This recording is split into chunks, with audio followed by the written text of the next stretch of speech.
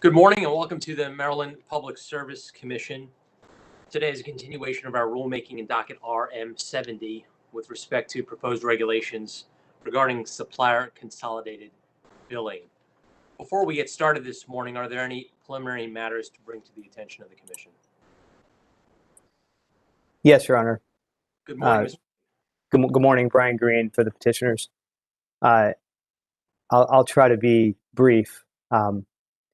Before we begin today, I wanted to offer a few comments about where things left off yesterday. This was the first time that we've been able to talk directly with the commissioners really since February 2018 when we had the hearing. We appreciate the guidance that we received yesterday, although obviously we are concerned with the payment posting and the unbundling guidance. The payment, those are by far the two most important issues in this proceeding for my clients, and the ability for my clients to manage their bad debt and offer these types of creative products was impacted significantly by the guidance that went against us on both issues. And my fear is that there's been considerable time and resources spent to date to get to where we are today, and there'll be a whole lot more spent to get to 2023 when we go live. And the fear is that suppliers may have a lukewarm interest at best in participating. And we've, on a smaller scale, experienced that with the recent TOU pilot programs. And I'm gravely concerned with the guidance of yesterday will be on the same course, but with a much bigger program. And so with that background, I just have two what I hope are simple requests for your consideration. First is I'd ask, obviously, first and foremost, that the Commission revisit or reconsider its guidance from yesterday. I think, Mr. Chairman, you mentioned yesterday that there won't be any votes this week, that there'll be potentially a written order issued after this week. We'd ask that the Commission continue to hold those two issues and others in abeyance until a later date, and see if this week provides with more thought and deliberation, if that changes anything. And we're happy, my clients and I'm sure others, to continue the discussion or provide additional information that the Commission might find helpful on those issues. And my second request is that since we're receiving this guidance for the first time, we believe that the best course might be to be able to take the guidance that we all received this week and try to come up with solutions that address the Commissioner's concerns now that we've heard them for the first time. And I'm not asking to unreasonably delay SCB implementation or to delay this rulemaking. We don't. But what we don't want to do is implement a program that suppliers find too risky or untenable and they don't come. And I'm very fearful that that's the road we're going down. And I'm hopeful that allowing time to thoughtfully respond to the Commission's guidance, that we could help ensure the success of the program by meeting those concerns, but also implementing the guidance in a way that best accommodates all the parties' business needs and so forth. And in closing, as I've done before, my clients continue to thank the Commission for taking this step forward by authorizing SCB. We asked for this program. We really want it to succeed. And so thank you for allowing me to say all this and for considering these two requests. Mr. Green, I'm trying to understand your second request. Your first one's easy. You're asking the commissioners to keep an open mind. With respect to your second request, are you asking that the Commission stay any determination after we conclude the 5 days of hearings? Well, my understanding from yesterday morning was that there's not going to be any votes, that we'll get some guidance on some issues, but there won't be votes taken this week. And there will not be a vote on Friday afternoon. Correct. We will not be voting on the proposed regulations virtually on the bench. My intent was that we would issue an order at some point after this rulemaking session concludes to provide, well, to make a ruling on the proposed regulations. Understood. And that, I think we're on the same page. I hope that I just wanted the commission to know that what we would like is to have time to digest that guidance, to see how can we make this work while at the same time accommodating that guidance. And it may mean that any proposed or newly modified regulations that get presented may be tweaked or changed slightly or more. Perhaps not this week, but we can put a timeline on it because I don't want to extend it indefinitely. But look, we want to be able to go to the utilities and other stakeholders, OPC, and try to see how we can work through some of these issues. Because, like I said yesterday, there is a relationship between what is the payment posting system and whichever one is selected has an impact on the importance of bundled charges or not bundled charges. So those are the types of things that we just like more time to make sure that we're not moving so quickly that we don't have time to have those discussions. So as I understand it, just to be clear, you're asking for more time to have discussions prior to the commission issuing a proposed rule. Is that correct? That's right. That's right. Okay. Well, this is what you'll need to do. You'll need to speak to the other parties first and get some of their buy-in. The commission will consider that request at a later date this week after you've had an opportunity to do that. I recognize that rulemakings in the state are a little bit different, actually substantially different than on the federal level, because we cannot have these one-on-one conversations. Parties are not able to lobby Maryland Public Service Commissioners throughout the course of a rulemaking. It's one of the closest kept non-public proceedings that the commission undertakes.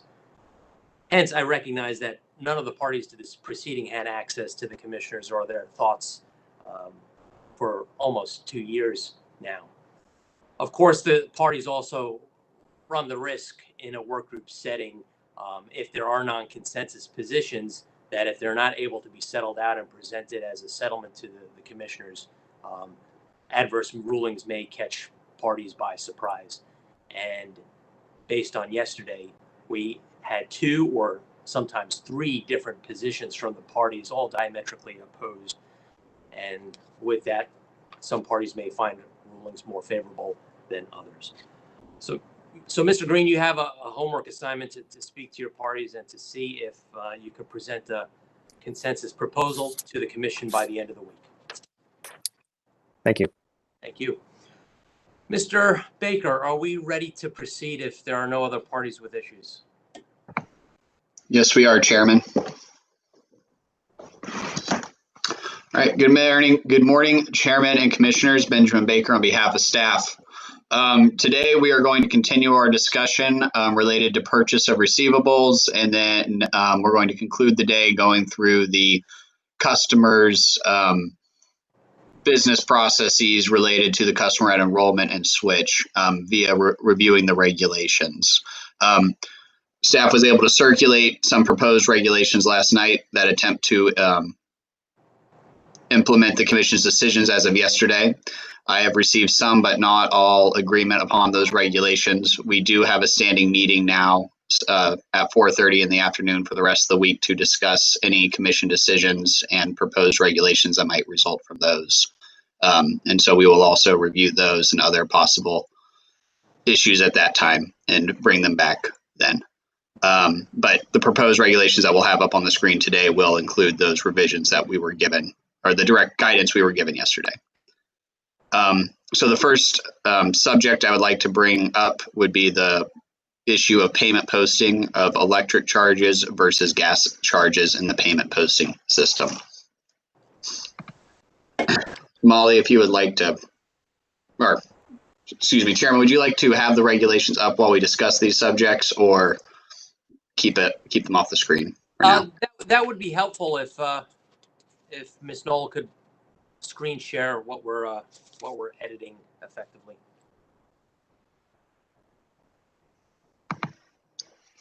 Thank you. So this would be in chapter, from the electrics, this would be chapter 530512.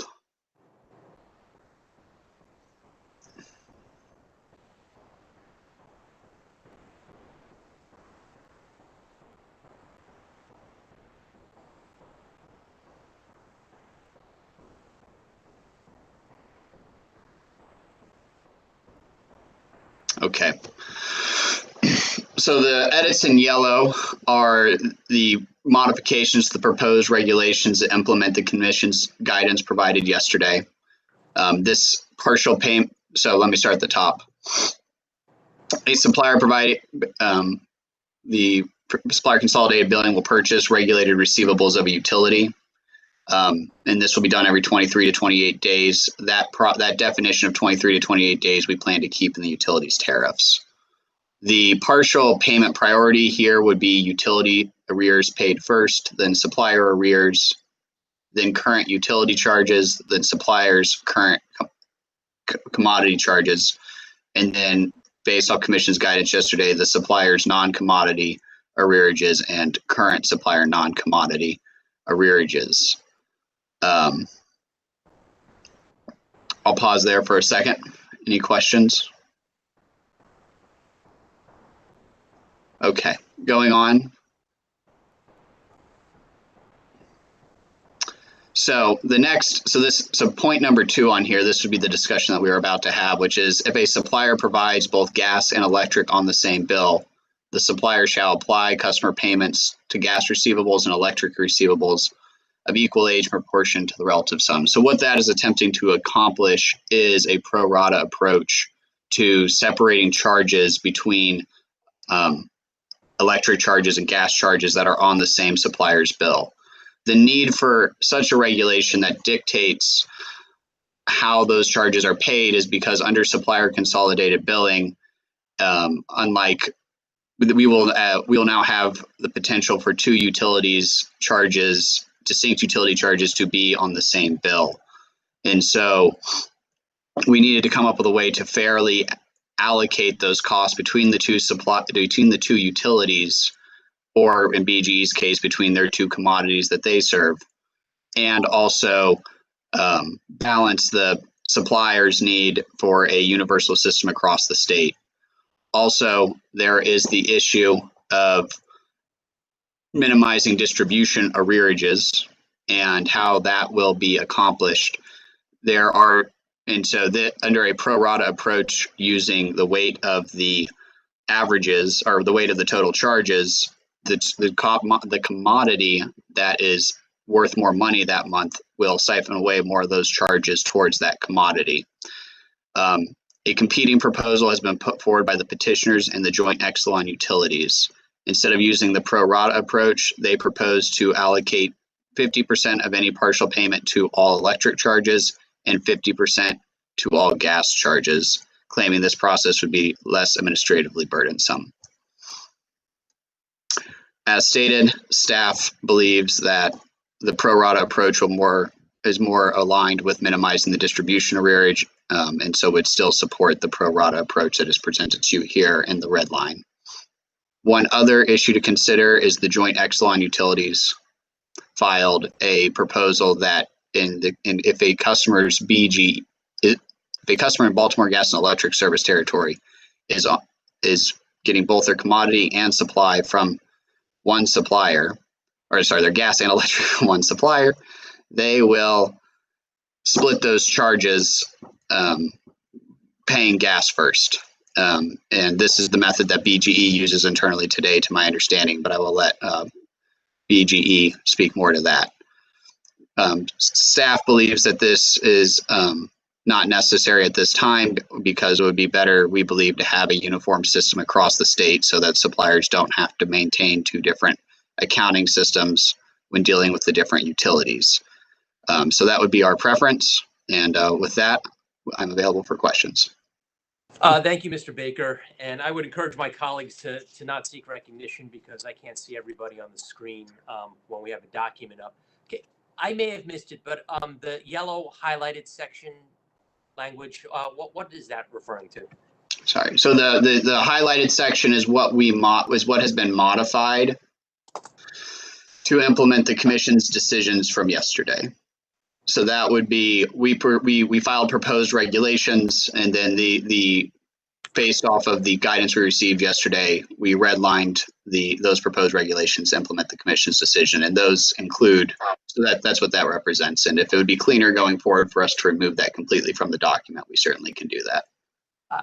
Thank you. I think it's helpful to see what was removed in response to commission determinations. One question for you. It sounds as if, and we'll hear from the utilities and the petitioners in a second, that your approach, the staff's approach, is more complicated than a 50-50 split.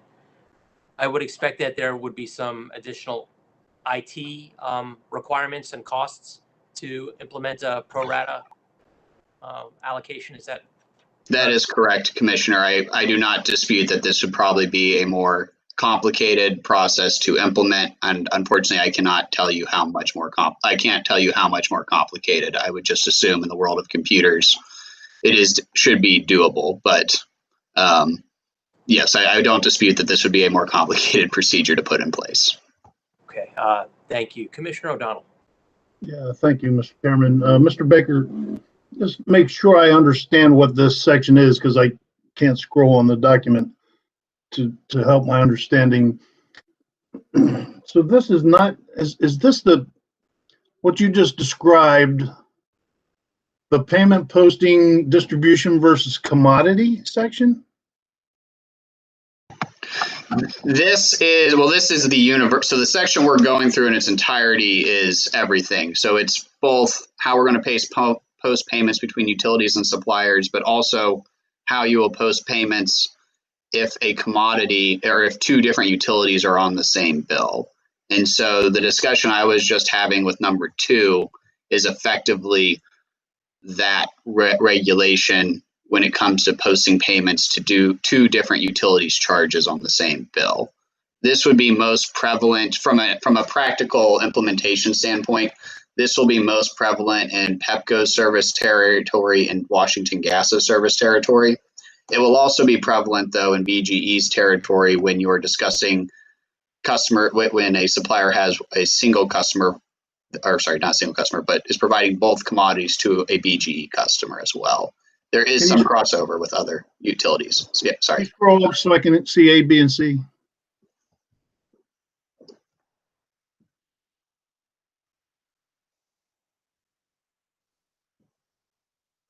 Okay, so I guess I'm getting confused. We made a decision yesterday that by my count was 311 to go with as is. And yet we're talking about this pro rata compromise, and so that's confusing me. Can you clarify that for me, please? So this should not usurp your decision from yesterday. This is only related to a situation where the utility, where basically you have the same commodity, when you have gas and electric charges on the same bill. So yesterday's discussion was, how do you treat a utility charge versus how you treat the supplier's charge. Now we also have to discuss how are we going to treat the electric charges on the same bill as the gas charges. And so we might need to make an additional distinction here, though, between the utility. I believe if we were to do this, to make sure this is done correctly and guidance with your order yesterday, we will need to make sure that utility is paid first and then supplier within both this gas and electric hierarchy. But the unique issue to this is that you will have utility arrearages on the same bill that are the same age. And so we need a way to separate if PEPCO and WGL are on the same bill and they have an arrearage that they both have an arrearage from an unpaid bill and they receive a partial payment, how will you separate those costs between PEPCO's charges and WGL's charges? But this does apply to third-party provider suppliers generally, right? Yes, and it will also apply to how we how we send the money down to the other commodities. Okay. Or sorry. It will also apply to how we send the money down to the supplier charges as well. Right. So we didn't take a vote yesterday, but we expressed some pretty strong sentiments as to where our thinking is after the presentations. But it still feels contrary to how people expressed themselves yesterday to give guidance. It's the pro rata compromise that staff prefers, not the keep things the way they were. So the pro rata should not be between the supplier cost and the, I guess here is the complication based off of yesterday. I think I'm seeing you. So yes, based off the language in front of you, if both all the gas commodity and all the gas distribution will be up against all the electric distribution and all the electric commodity. And now we have to find some way when a partial payment is received to separate that money between all the gas charges and all the electric charges. And so what we should do is say the charges for distribution arrears are definitely paid first. Now it becomes a question of if that distribution arrears is both a gas charge and an electric charge within, so if we go up, Molly, can you go back up? Within 1A, if we have a utility arrearage that is gas and a utility arrearage that is electric, how do I separate those costs between the two unique utility arrearages? And so our proposal is to use a pro rata approach. The petitioners and Joint Exelon Utilities proposal is to separate it 50% to the gas charge and 50% to the electric charge.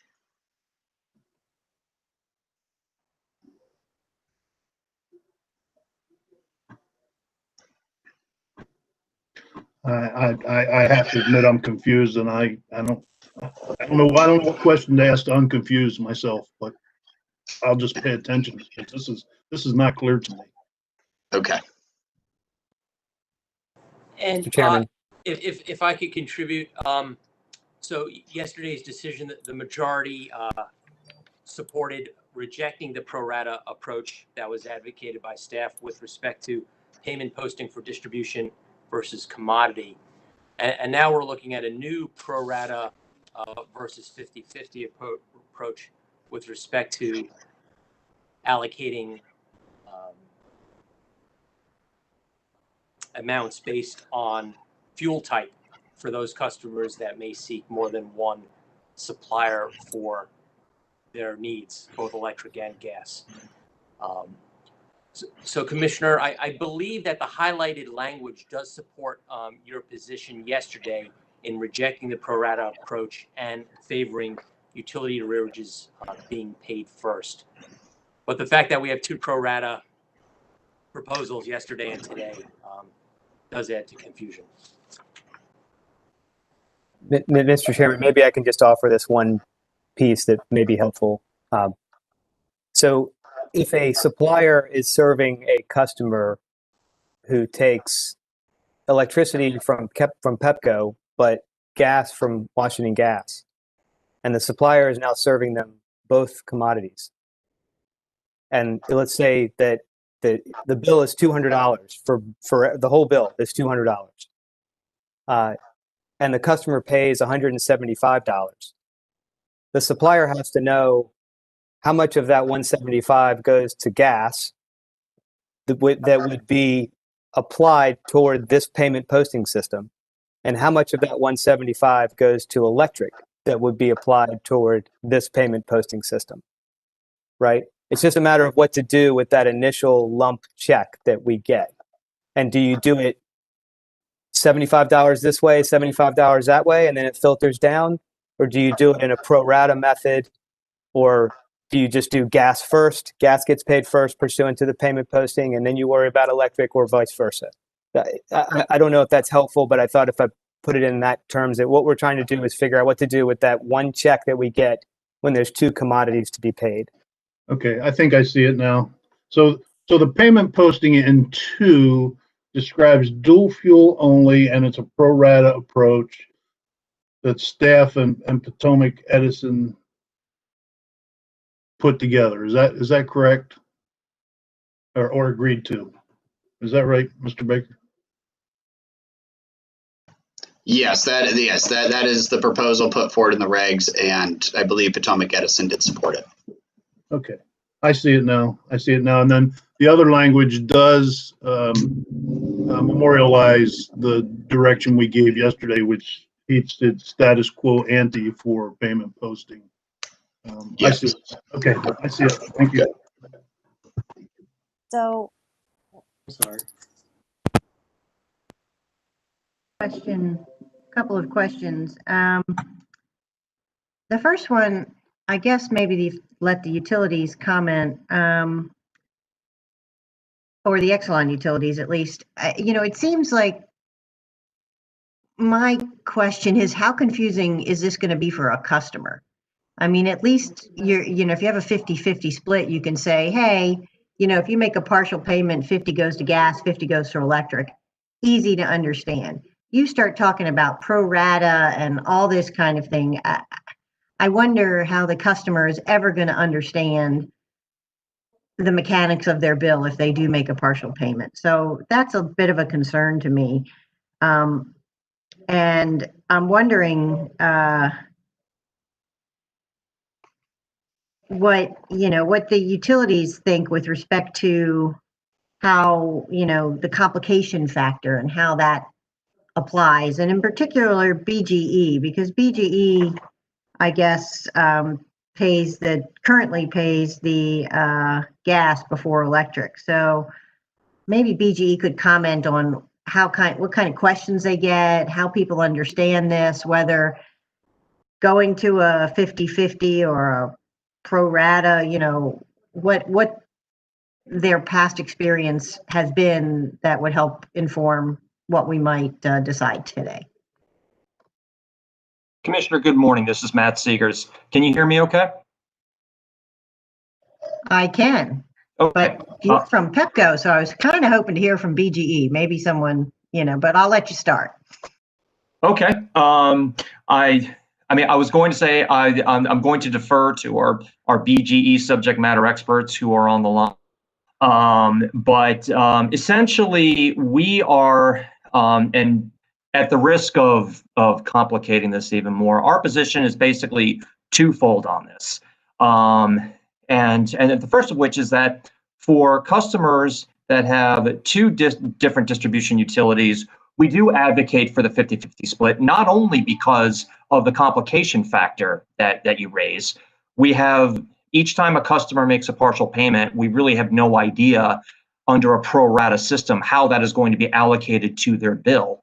Whereas under our proposal, at 50-50, it is very clear. And for BGE, what we are advocating is to essentially maintain the status quo, where again it is administratively easier, whereby a gas arrearage is paid first before the electric arrearage. But I will see if one of our BGE subject matter experts is able to provide more specific a response to that.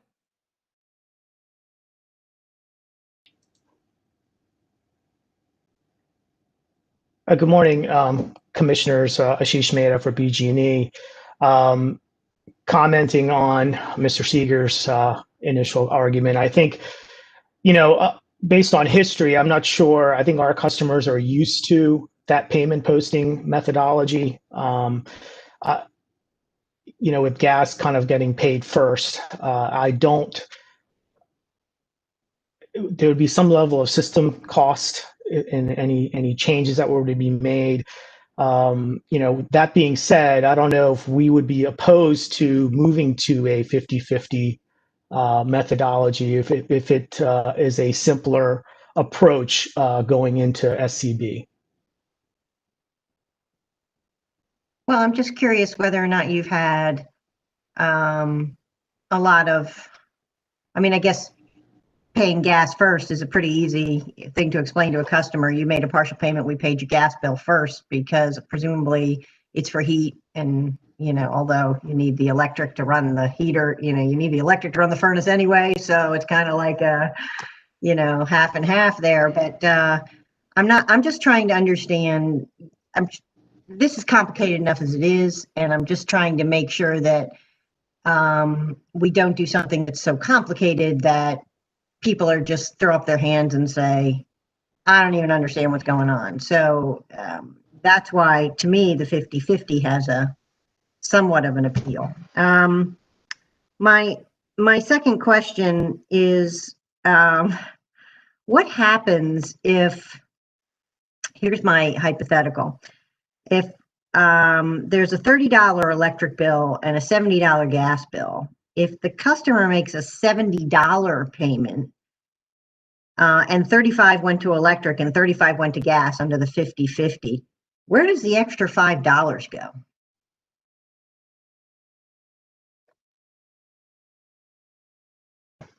Commissioner, so you're saying the customer pays $75, and then how do they split No, that? the customer, so you got a $30 electric and a $70 gas, so you've got a $100 bill, and the customer makes a $70 payment. And if you pick the 50-50, 35 goes to electric, 35 goes to gas. Or let's say 30 goes to electric, 30 goes to gas. So where does the extra $10 go? Sorry, my math was wrong there, Ben. No worries. I would presume that it would go to any remain. So if it paid off the electric completely, I would presume it would go. I think that was your lower charge, but I think then the remainder would go to gas. But I will let BGE's subject matter expert weigh in and let me know if I've characterized that wrong. Commissioner, it's Matt Seeger. Speaking for Pepco, for the 50-50 split, if there is essentially if the customer is overpaying one commodity, be it electric or gas, I believe that would serve as a credit on their account. So if there's under a 50-50 split, if the 50%, if that was more than what they owed on their gas or electric, then it would go. Then it would be a credit on their account. It would be the same as if a customer pays more than what their total bill is. I don't think so, Mr. Seeger. I think it would go to the gas. I mean, if you paid off the electric, then, and you only paid off half the gas, then you go and pay the rest would go to the gas, presumably, right? It could be structured to work that way. Yes, it could. Could I interrupt for just a minute? Because I think there's a confusion here that is unnecessary. Let me explain what the proposal was that Potomac Edison thought it was agreeing to. So it's not that it's a 50-50 split regardless of what the bills are. It's in proportion to what the bills are. So if the customer, and before I say that, the reason we endorse this is because these apply to utility service dollars for which customers could lose service. And so we thought it was appropriate that gas and electric service charges be treated on an equal basis, because you don't want the customer's risk of either gas or electric service being terminated. You want to avoid both of those things, and they're on a par. You don't want either to happen. So you got to figure out how to divide the money between gas and electric. So to modify your example, Commissioner Herman, just to make the numbers work better for somebody who's math challenged like me, the customer gets a bill and their gas distribution charges are $40 and their electric distribution charges are $60. They send in a check for $50. The way that $50 would get divided would be $20 goes to gas and $30 would go to electric, because that's the same percentage. 40% of the bill was gas and 60% of the bill was electric. So that's how you split it. And that's what we understood the language in proportion to the relative proportion of their sum to mean. Yeah, I get that, Mr. Trout. I get that Okay. on the pro rata. I guess I was just talking about on the 50-50 in your example, what would happen with in the 50-50 if we didn't adopt the pro rata? Oh, okay. Well, I'm arguing for pro rata. I'm not I know arguing. you are, and I understand the pro rata. I was trying to That's figure out what what would happen. Potomac Edison endorsed. So if we're changing to what the regulations say now, then Potomac Edison doesn't necessarily endorse that. I understand that. I'm just trying to Okay, I'm sorry. understand what would happen in the situation that you just described if we adopted the 50-50. That's all I'm asking. If we adopted a 50-50, then it would be $25 on a $50 payment. $25 would go to each of the distribution charges, and so neither would be paid in full, but proportionally more of the gas would get paid than the electric. And if it were the other way around, if it were $60 gas charge and $40 electric, then more of the electric, a higher proportion of the electric would get charged, and that would kind of, to my mind, that violates the principle that gas and electric service are of equal value to customers, and so we should divide the money on a proportionally equal basis. And that was the principle we signed on to. So just saying 50-50 doesn't work. You have to have this proportionality. Yeah, I get, I don't know. I'm torn on this one, I have to say, because I understand the proportionality and I agree with it, but I'm a little bit concerned about confusion and implementation and everything else. So that's I'm torn on this one. I really don't have a view right now. All right, I'll stop trying to confuse things further. I am curious to hear Office of People's Counsel's position on this matter. I don't know if I can't recall if this issue was addressed in your comments. Mr. Auslander, are you with us? I am, Mr. Chairman.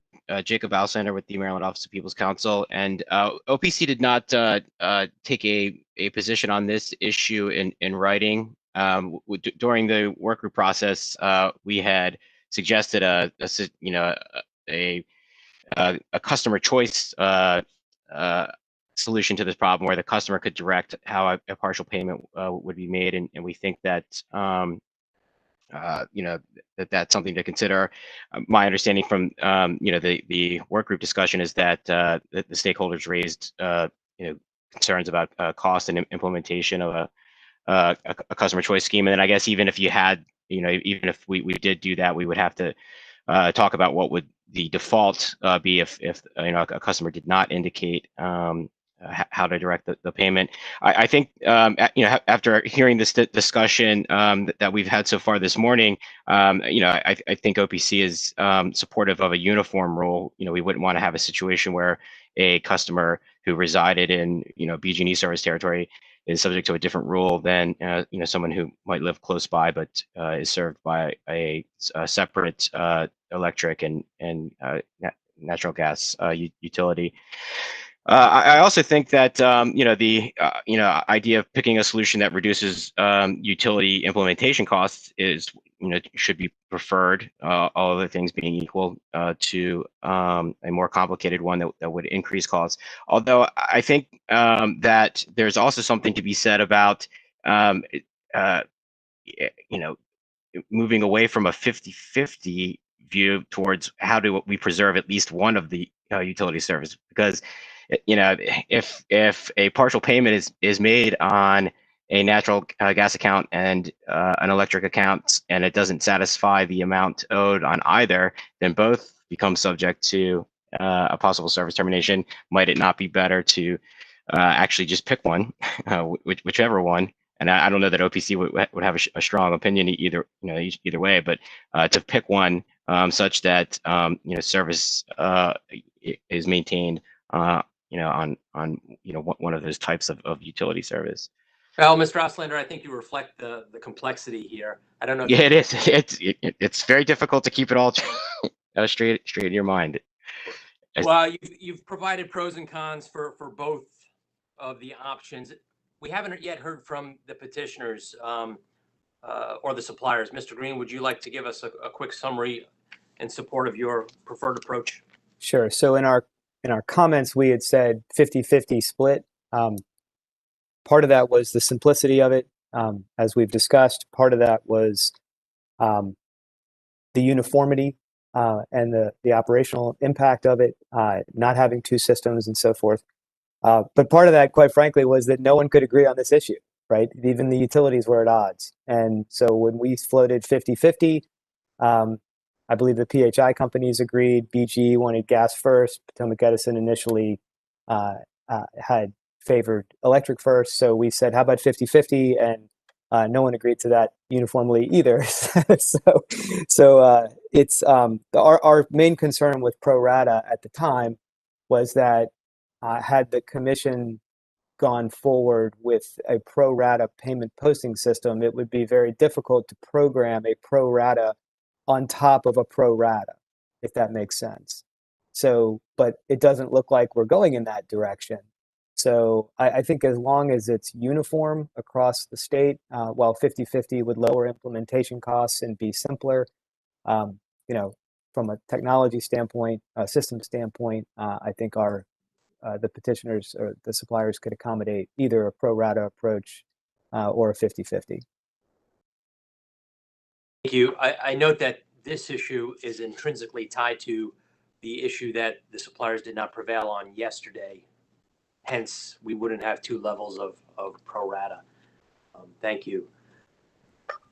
Commissioner Linton? Yes, thank you, Mr. Chairman. I actually had a question for Mr. Green. For those suppliers that may want to offer both electric and gas service, is there any possibility that as they're using either the pro rata or 50-50 payment option, that if a customer falls behind too far in one of the two fuels that the supplier is serving, that they would decide to cancel one of the fuels under the contract as opposed to the other one? Do you envision a scenario where that could happen, or would a supplier just cancel the entire contract? That's not something. If the working group discussed that, I don't remember discussing that possibility at all. I mean, typically suppliers want to keep their customers. So to the extent that, because of whatever payment posting system, if that's the cause of the problem that causes one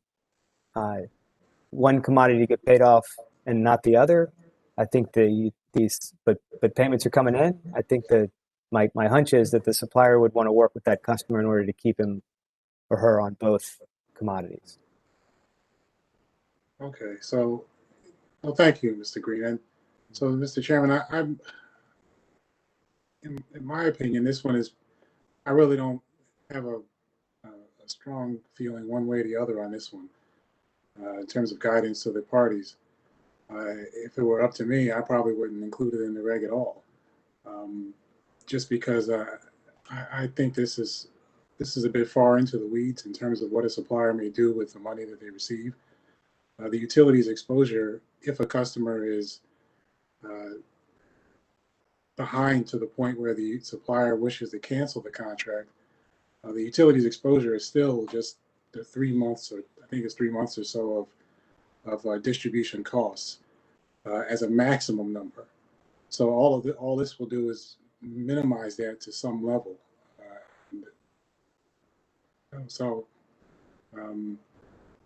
Yeah, I'm not fond of it one way or the other, really, but I'm fine with whatever way the commission wants to go.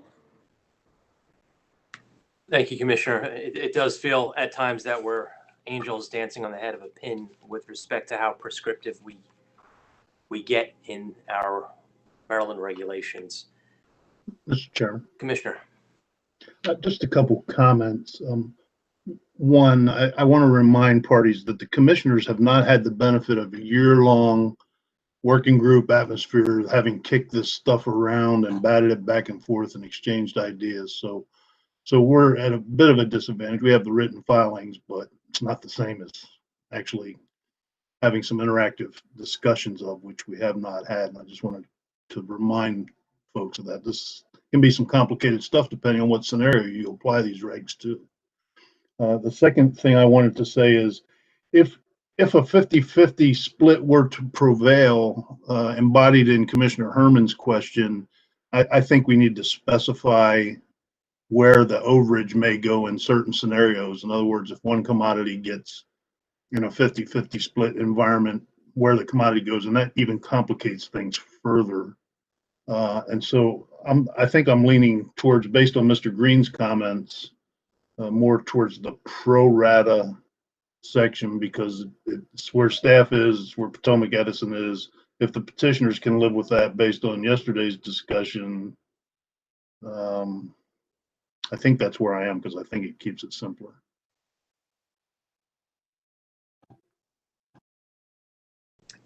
And Commissioner O'Donnell, if I could clarify with Mr. Green, Mr. Green, is it your position that you have moved off of 50-50 towards, and you could live with a pro rata approach? I don't know that we've moved off of 50-50. I think that's still our preferred approach because it is, for programming purposes, way more simple. And I think customers understand that to the extent that they understand anything about a payment posting system.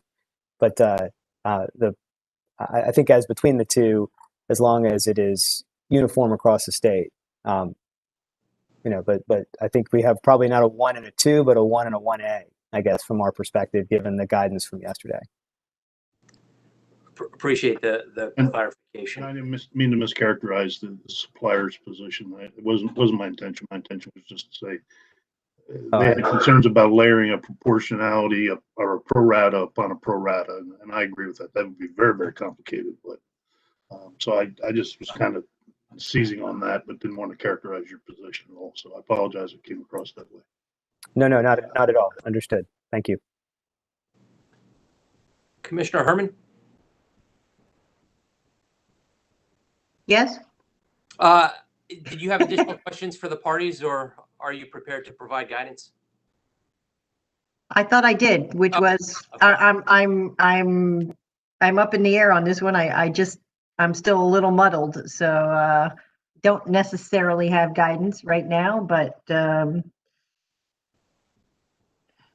if I knew what the programming cost differences were, if we're talking about, of the 14 million, it's going to cost 5 million to do this, then I'd say don't do it. If it's going to cost, if it's contained within the 14 million and it's not a significant part, then, maybe I would have a different view. So I don't know if Mr. Seegers, you can comment.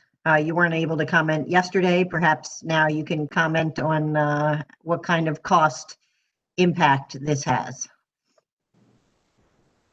Commissioner, I'm not sure if this is going to have any cost impact on the 14 million figure the joint utilities provided, just because of the fact that this is going to be the suppliers who are going to be implementing this. It's not going to be the utilities. I think what the real question for us is which distribution arrearages get paid first.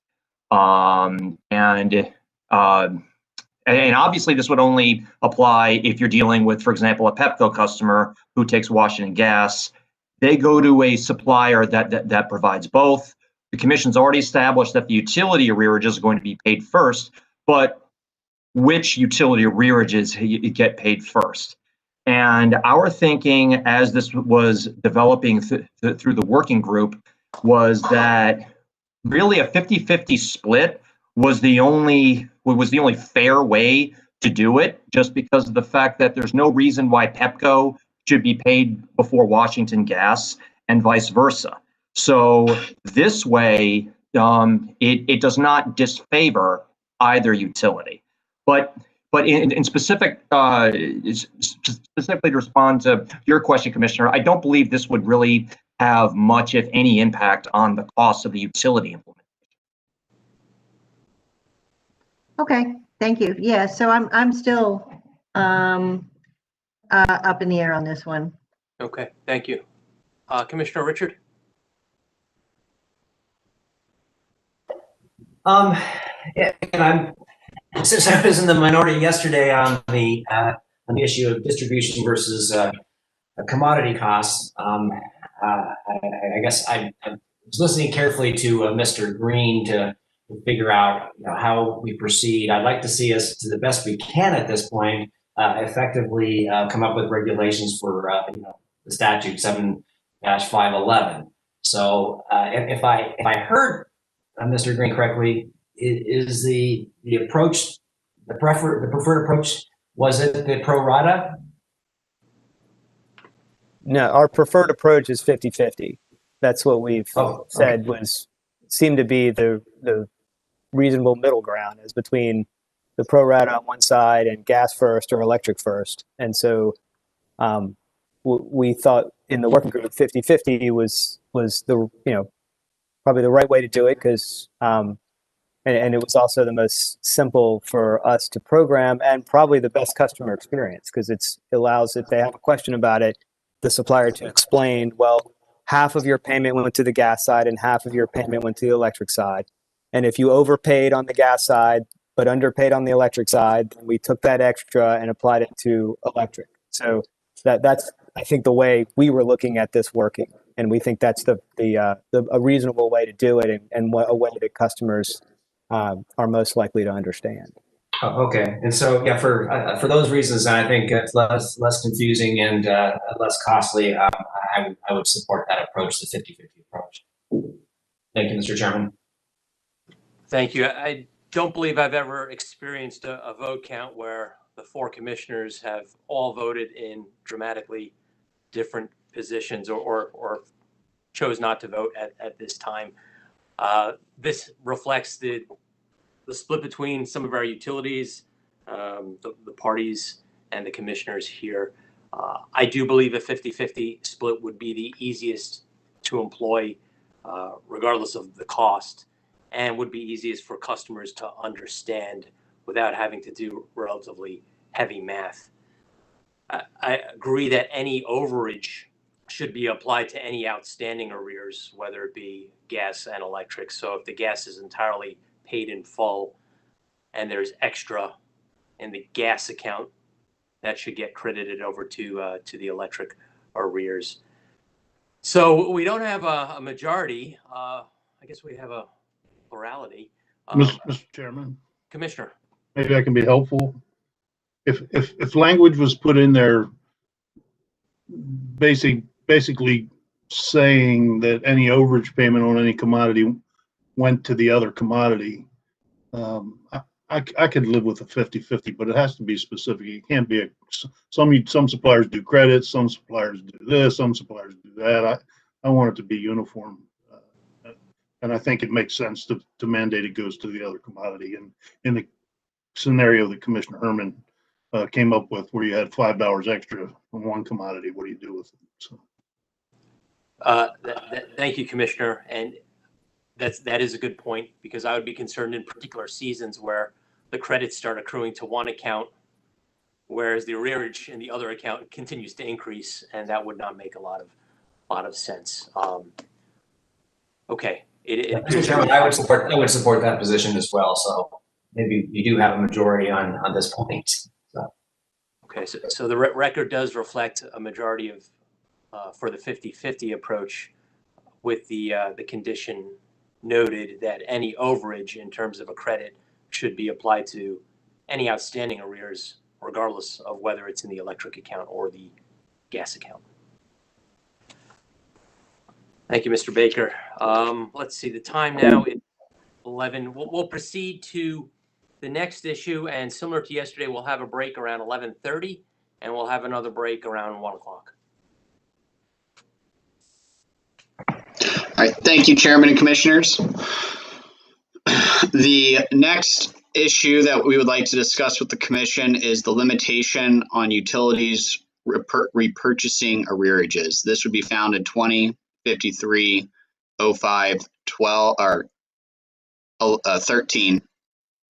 And this should be, Ms. Knoll, please keep scrolling.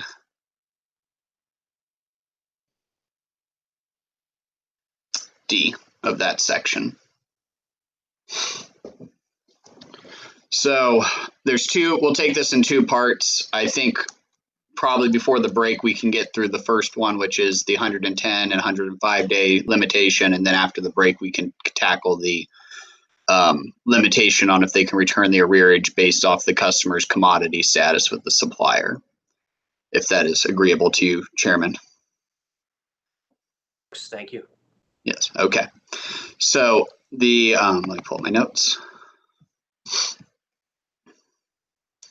So when reviewing the payment posting structure for and purchase of receivables structure for supplier consolidated billing, majority of parties agreed that there should be some form of limitation upon how much distribution arrearage should be eligible to come back to the utility. This would basically protect this would, one, ensure that if a supplier's collection habits do not unfairly burden a customer possibly facing an untenable termination situation at a later date. And this would also protect other non-participating SCB customers from experiencing increases in over-collections.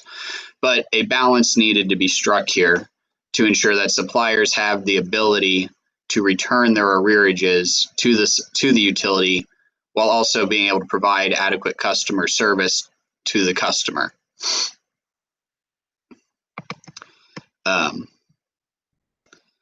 So to understand the development of how we came to these days, I'm just going to quickly re-walk through the supplier's timeline with the customer before they can return those arrears to the utility.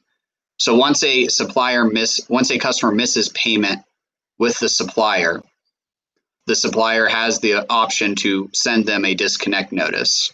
Under the current proposed regulations, for a residential customer, that they must give the customer 5 days notice, and a non-residential customer 3 days notice.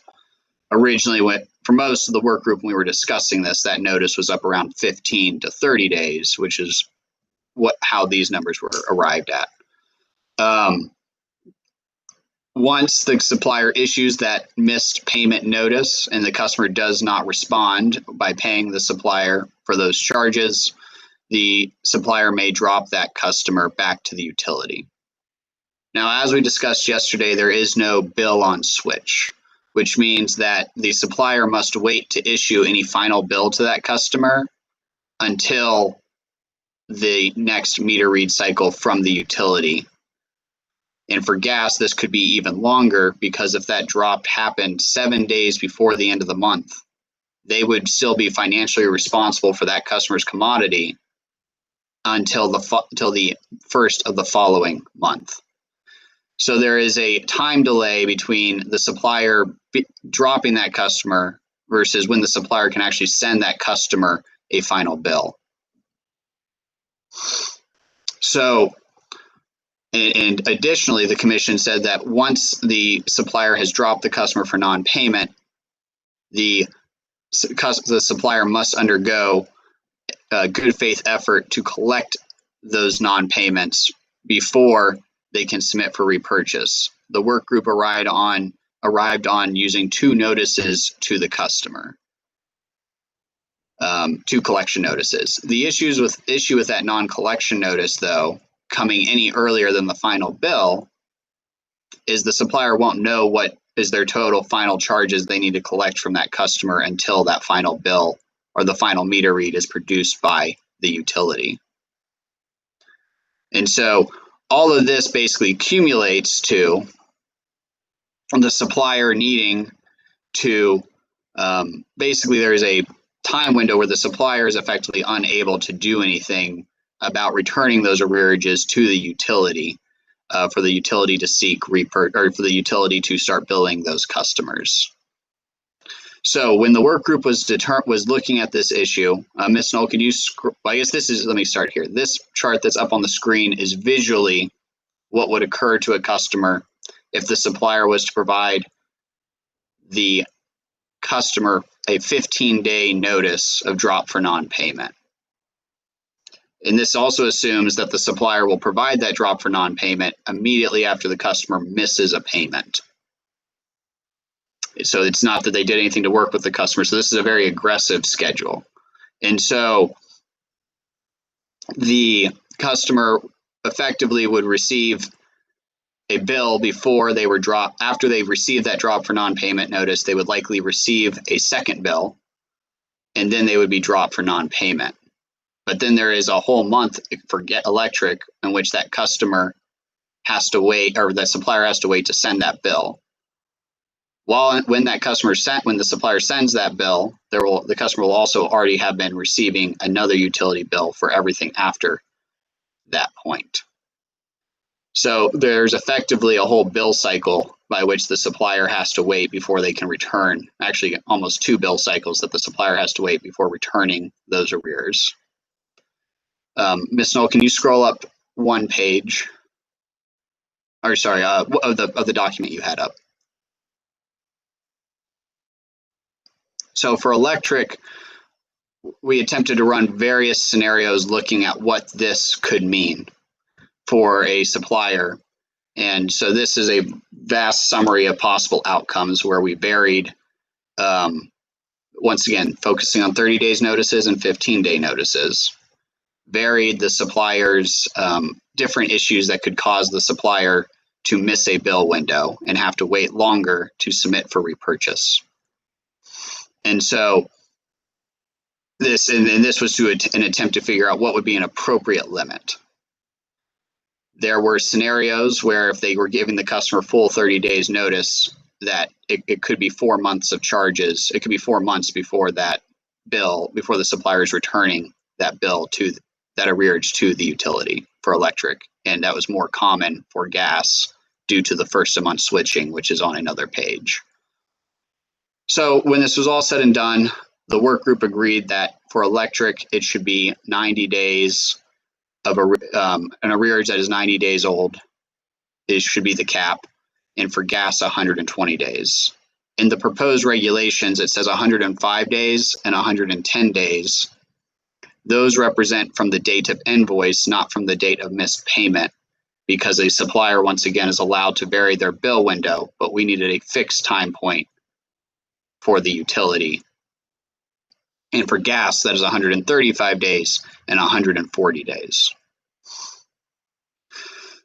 And as I have stated, this was based off of a 15 to 30 day notice time period to the customer, assuming the supplier sent their drop for non-payment notice immediately after the customer had not made a payment.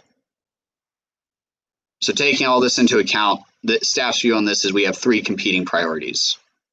We need to set an appropriate risk for non-SCB ratepayers to be exposed due to the supplier's collection habits.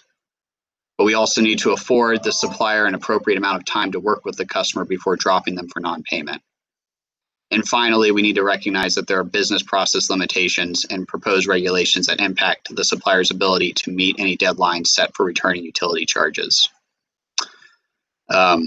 A competing proposal was put forward by Potomac Edison, not challenging the concept of a limit, but believing the limits should be lower since these timeframes were set on 15 to 30 days, and now we have dropped for non-payment requirements of 3 to 5 days. Also, in the proposed regulations, the wording has been structured as a floor and not a cap.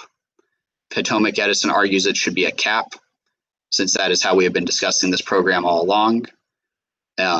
Staff agrees that that's how we have been discussing it, but staff also believes that it's more appropriate to treat the language as a floor, because if we get this, while there is harm to ratepayers if this is too high, I believe it would be more detrimental to the process of supplier consolidated billing, especially the supplier's ability to meet the repurchase scenarios if it is set too low.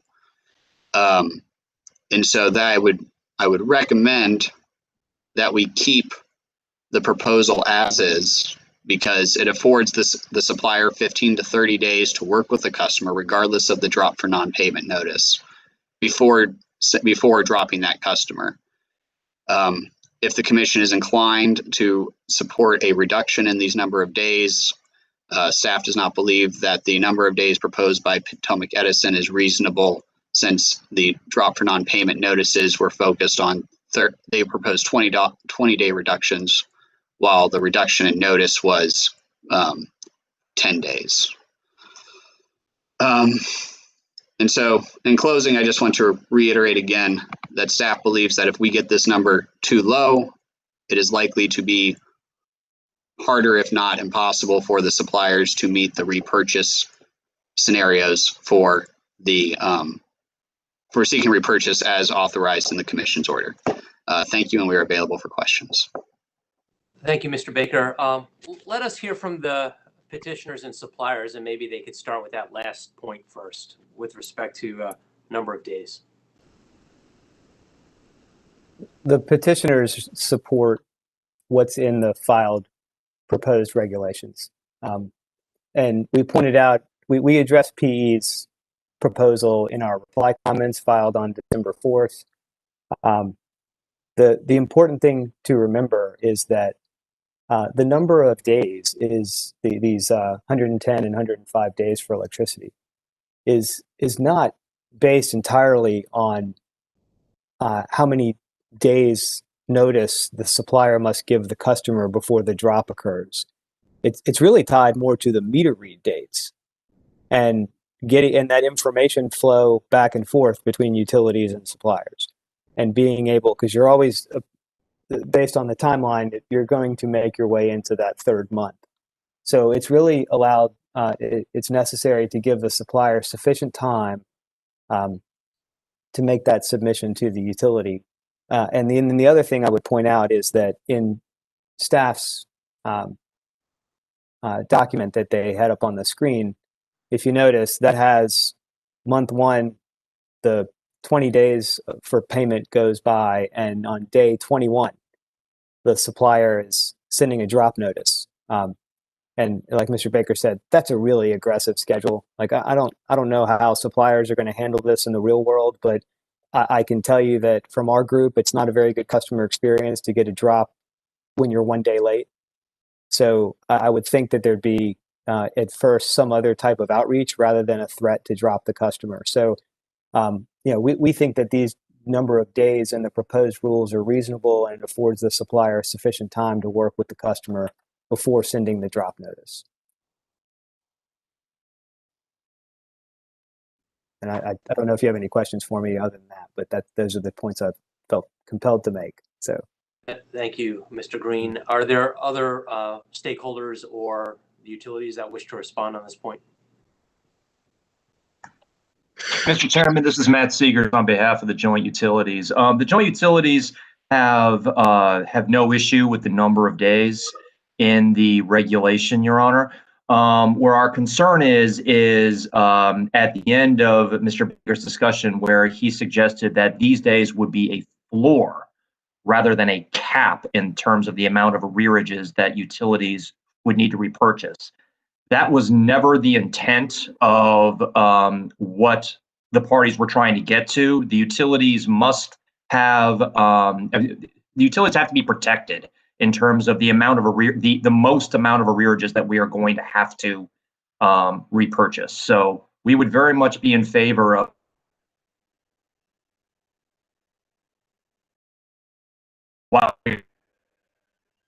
days that these are the most, but what we have to repurchase.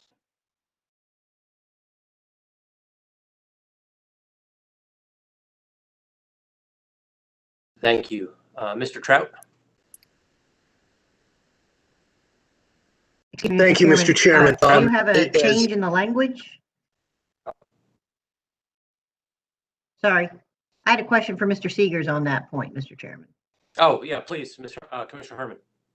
Thank you. Mr. Seegers, do you propose a change in language here? Is there something that we need to change here to make it a cap and not a floor? I'm just taking another look at language, Commissioner.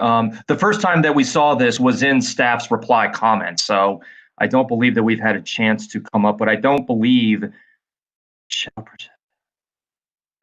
Looks like Mr. Trout is raising his hands. Thank you, Mr. Yes, Trout. so I'll defer to Mr. May Trout. have an idea.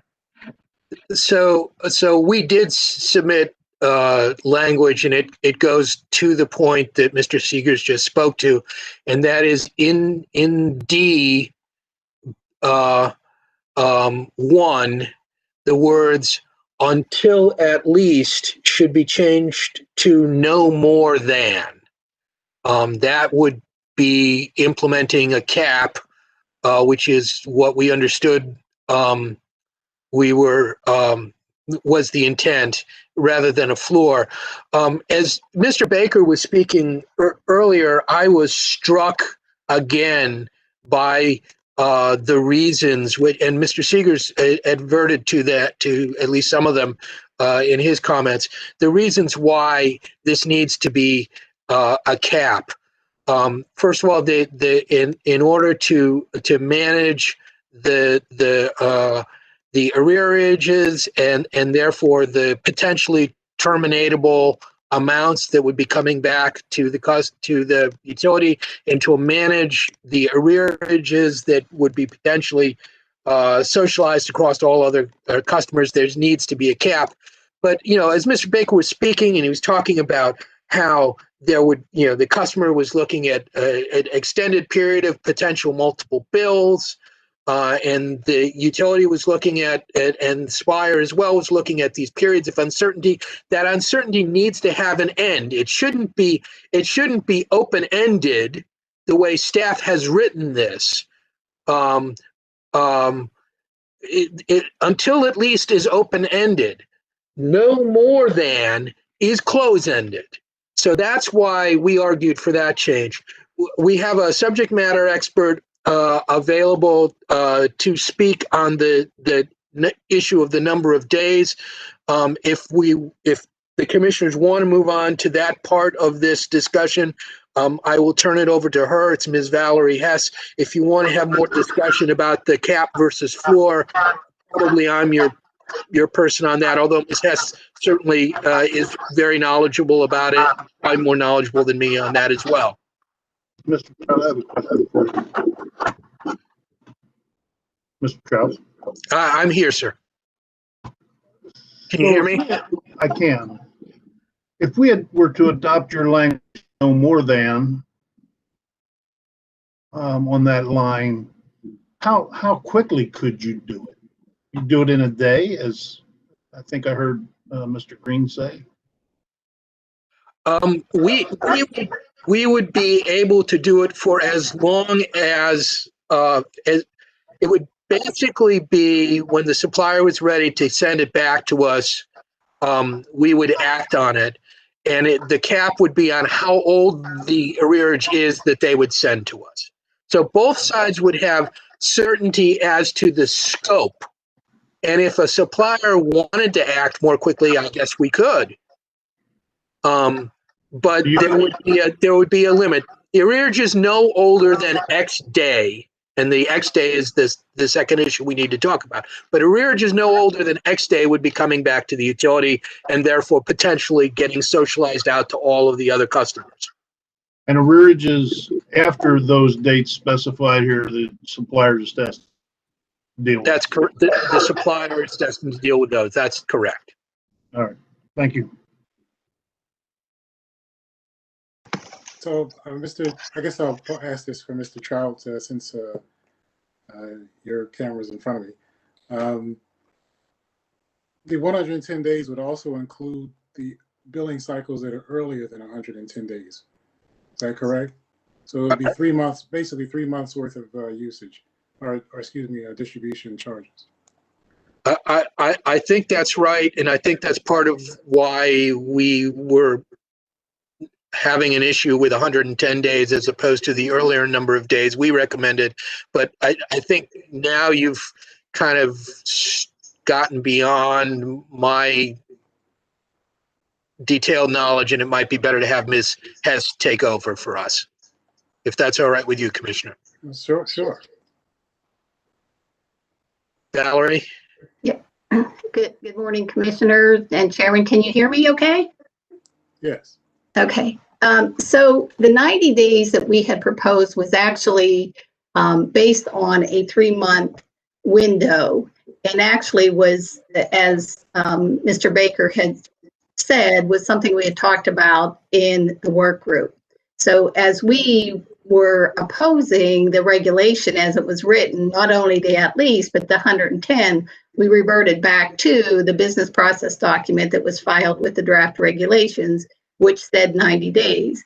And that we reverted back to that for a couple reasons. One, as opposed to the original 15-day drop, the suppliers can now drop in as little as 3 for non-res or 5 for residential.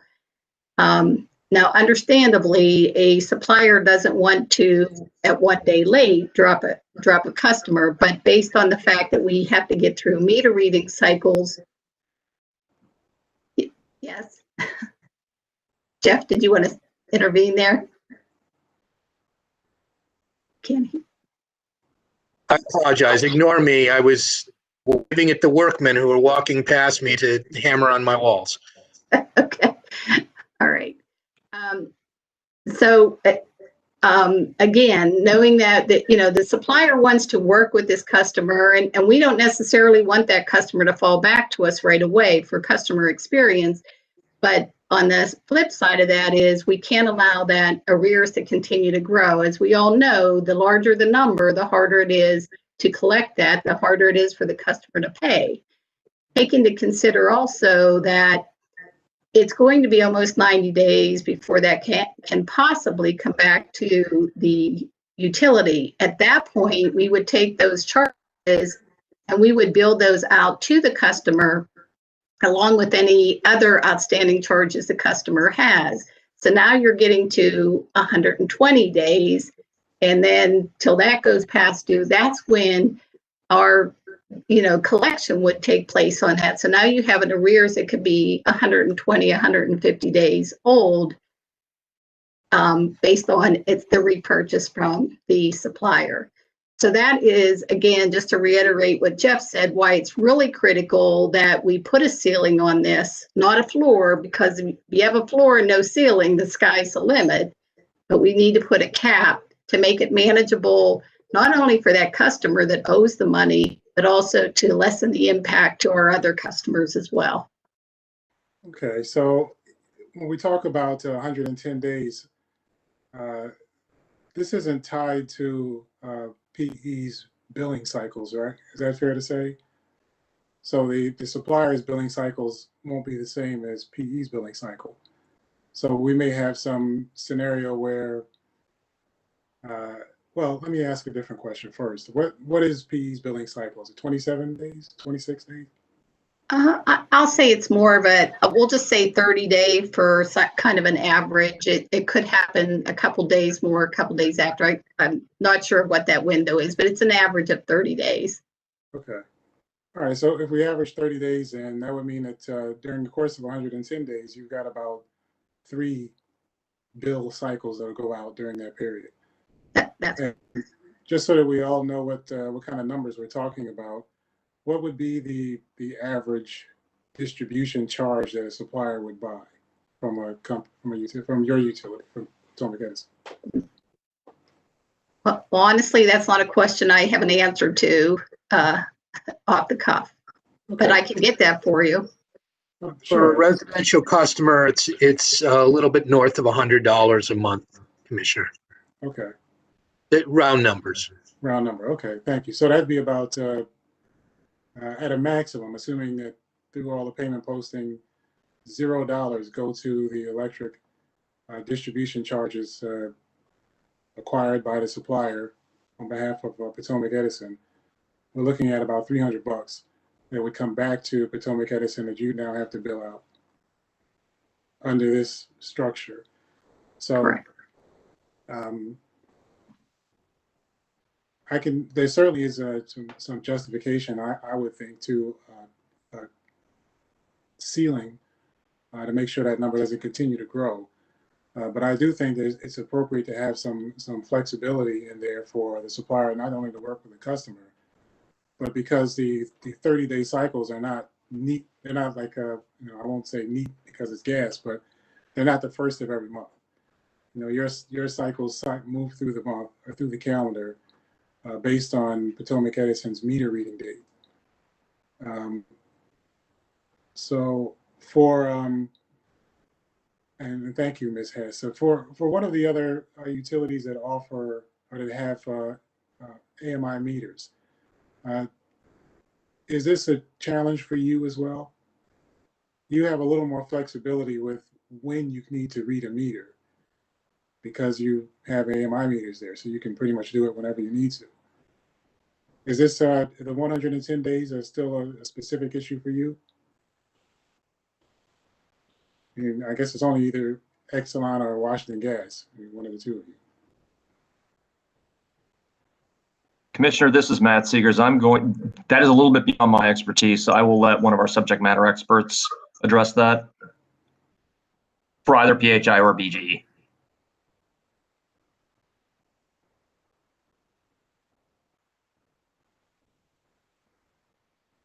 Everybody at once.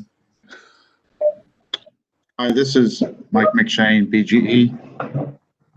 Currently, we maintain the same bill cycles with the AMI devices that we had maintained prior to the discussion of SCB. There hasn't been, Commissioner Linden, any discussion at this point. So you raise an interesting point with regards to changing that and what would be required programmatically. So I think the same as the build out for, let's call it a cap for arrearages being returned to utilities, that we would also have a cap limited by when we receive that arrearage as to when the normal bill cycle would allow the utility bills to go out that would include it, which is, you had mentioned earlier, could be 28 days.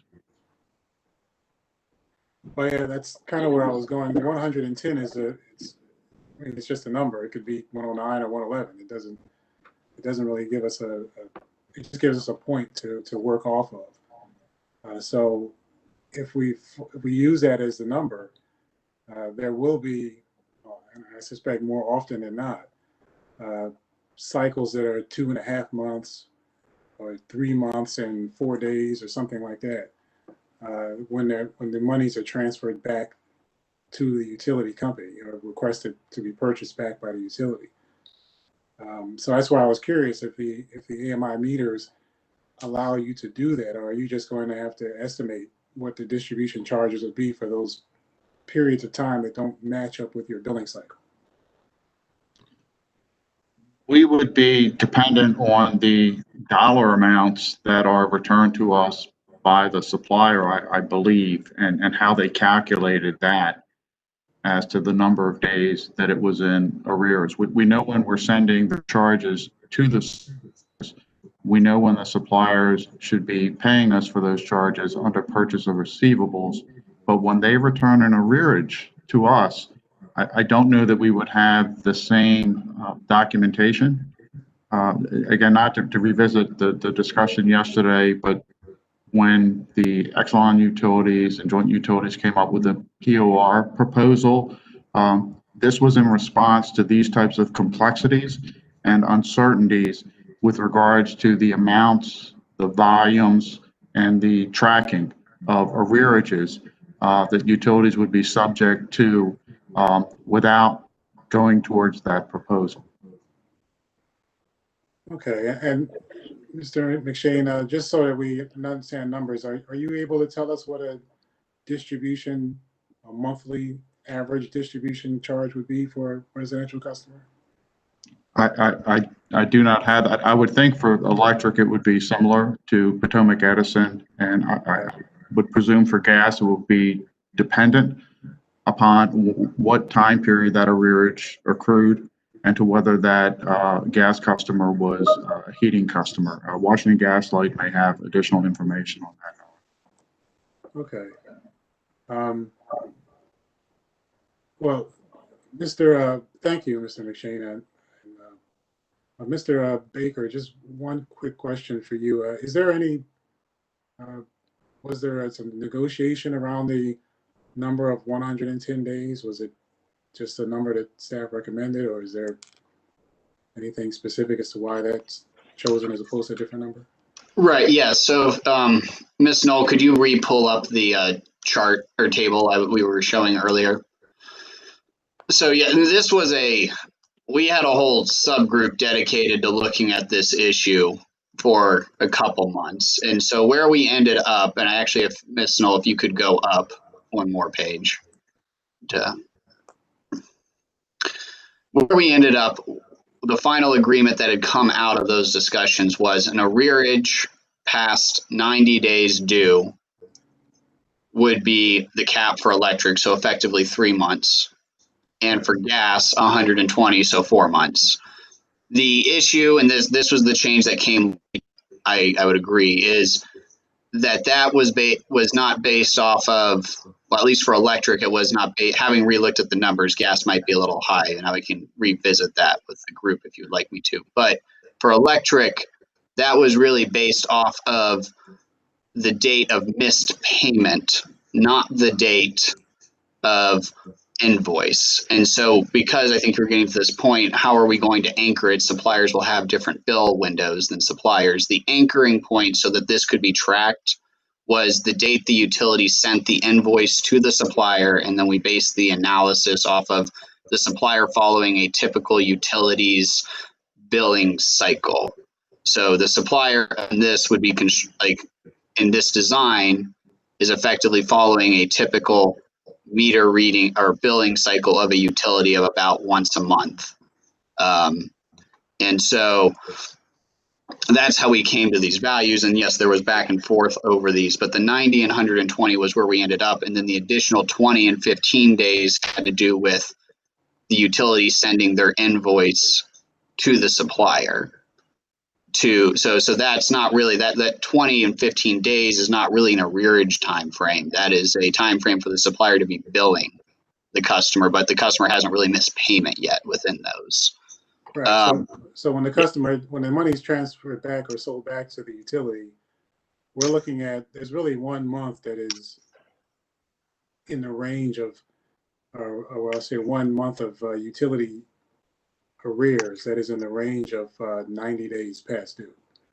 There'll be, the other two are going to be less than 90 days. Correct. Yes. So this would be based on, this would be based off this is based off the oldest. So really what we're talking about is, will the supplier be forfeiting a month? Will probably be forfeiting their oldest month, depending on where this is set. And I would just like to make one other clarification. Staff envisions that this would not be a variable number for all suppliers. We envision that the final number is specified in the utilities tariff and that we're not going past the 110 or 140 days. But that idea of the floor was if at a later date we think those numbers are not working, instead of having to go through a whole rulemaking, it can go up. It would have to go through a whole rulemaking to bring it down, but not a whole rulemaking to go up. That was the idea of the floor. There was never an intent to leave it open-ended in time immemorial. But yes, I don't disagree. When this was all being discussed, it was as a cap. So to make that clear. Okay, thanks. And I know I'm using up a lot of time. I have one extra question for Mr. Trout. Potomac Edison bills every other month. So how does that work with this regulation? Commissioner, we bill every month. We read the meters every other month. And so it ought not to be an issue. Okay. All right. Thank you. That's all I had. Thank you, Mr. Chairman. I think the approach of 110 days is fine, the staff proposal. I can see the rationale for having a ceiling or a limit on the number of billing cycle arrears that can be sold back to the utility. And I think if the work group is comfortable with 90 days, then if we need language in the regulation to get there, then I think that's fine. I read it to say 110 days as the limit when I asked earlier, but if some parties need that to be clarified, then I'm comfortable with it.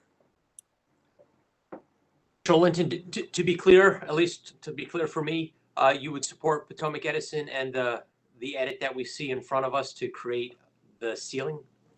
The edit for the ceiling, sure, yes, I think that's fine. It doesn't, at least as I read it, it doesn't change the regulation. It does make it clearer that it's a ceiling and not a limit, or not a open-ended option. Thank you.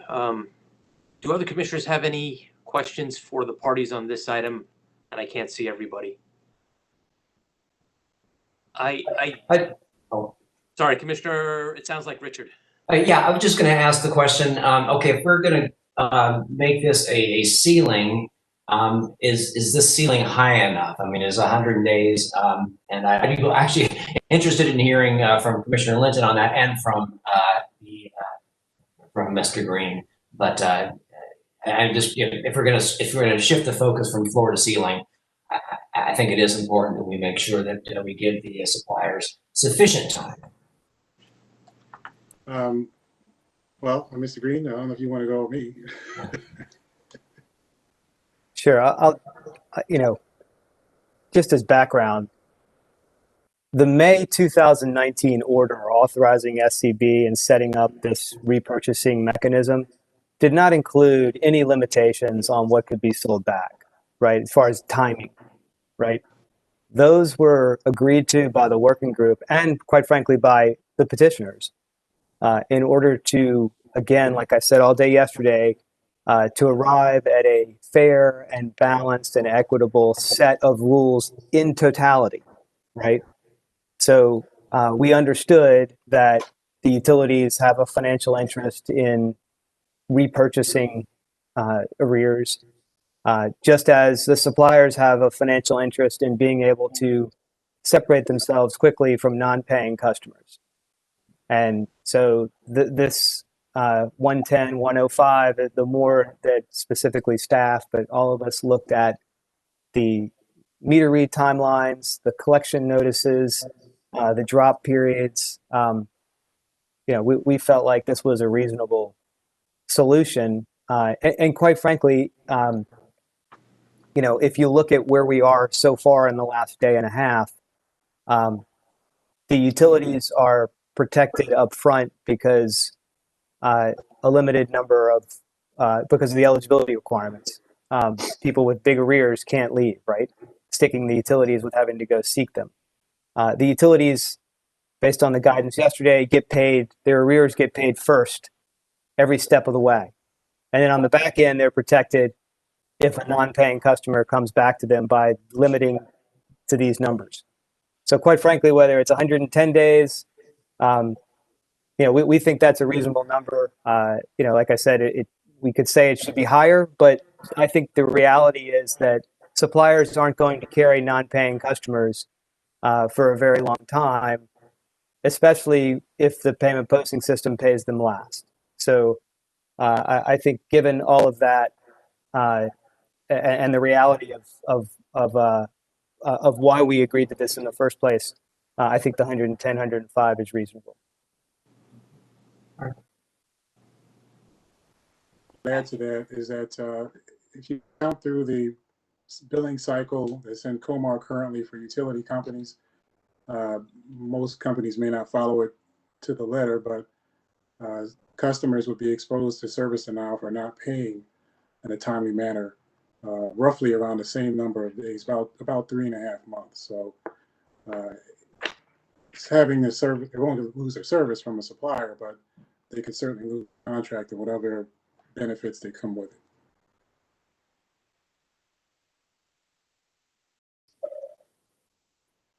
Okay, I think on this, my position is the same as Commissioner Linton's.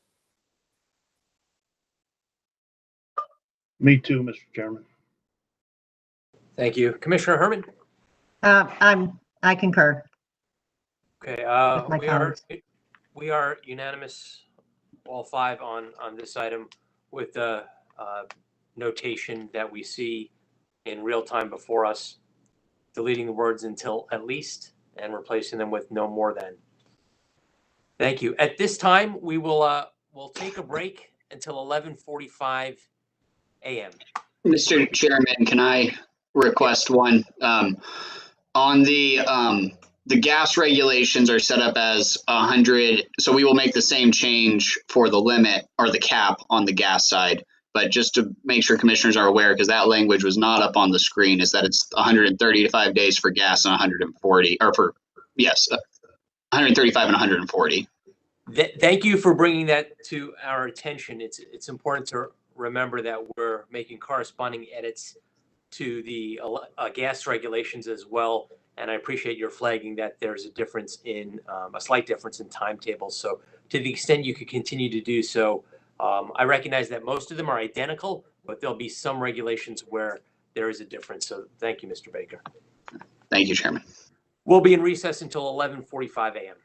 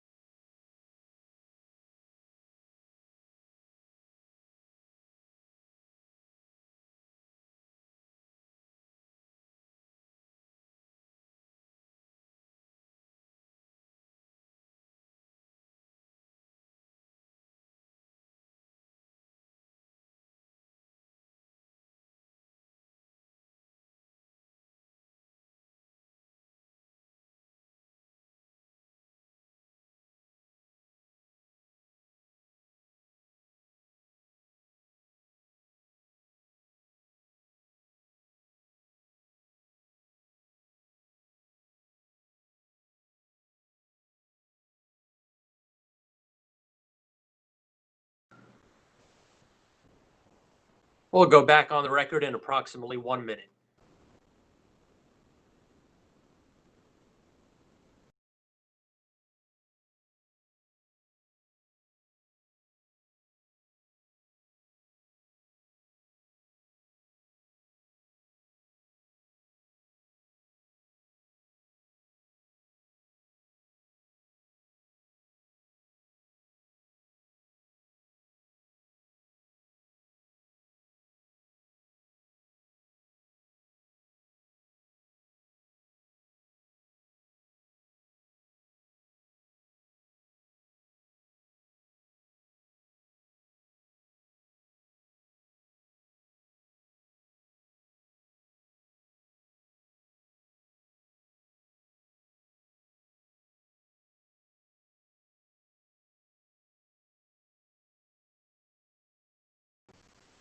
We are back on the record.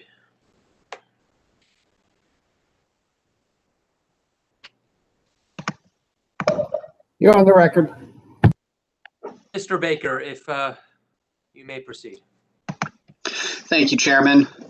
The next issue, once again related to the limitation on utilities obligation to repurchase arrearages, is a customer's status with a supplier based off of if the supplier is still providing the customer a commodity on a different billing method. This proposed rule, which is seen here in 2, a supplier may not sell the customer's arrearage to the utility if the supplier still provides commodity to the customer, was put in place to prevent a supplier from, once they realize they have a bad paying customer or a poor paying customer, from choosing to retain that customer and shift them to another bill method that they believe to be more financially beneficial to them. And so this also arose, though, out of discussions with the work group based off of 2, what some work members believe, conflicting parts of the commission's order. This is described on pages 27 and 28 of our detailed business process that was filed with the commission in September. And the pages that, sorry, I had this pulled up. Give me 1 minute. The pages of the commission's order that were under dispute within the work group were on pages 37 and 40 to 41. Part of the commission's order for providing, for when the commission was providing guidance that a supplier could not pursue service termination, they did state that a supplier could return the arrearage after the customer was back on SOS or sales service. And then on the following pages, on 40 and 41, the commission made a statement along the lines of, once the customer is no longer a customer of the suppliers, that the supplier could return that customer's arrearage to the supplier, to the utility, following reasonable collection efforts. This led to 3 different interpretations within the work group. A number of some utilities took the position that this means a arrearage is not eligible to come back to this utility unless the customer is on SOS or sales service. Suppliers believe they should be allowed to return the arrearage once the customer is no longer their customer for supplier consolidated billing purposes. And staff has taken the position that we believe that the supplier can return the arrearage once the supplier has no financial interest with that customer, which would effectively be once the supplier is no longer providing their commodity to the customer, no matter what billing method it is on. Staff's primary reason for supporting its position is we don't believe a supplier, when responding to the SOS provision, is a supplier should not be penalized for a customer's choice to switch to a different supplier, and then that and the supplier would then have no financial interest with the customer, but they would be prohibited from returning the arrearage because the utility does not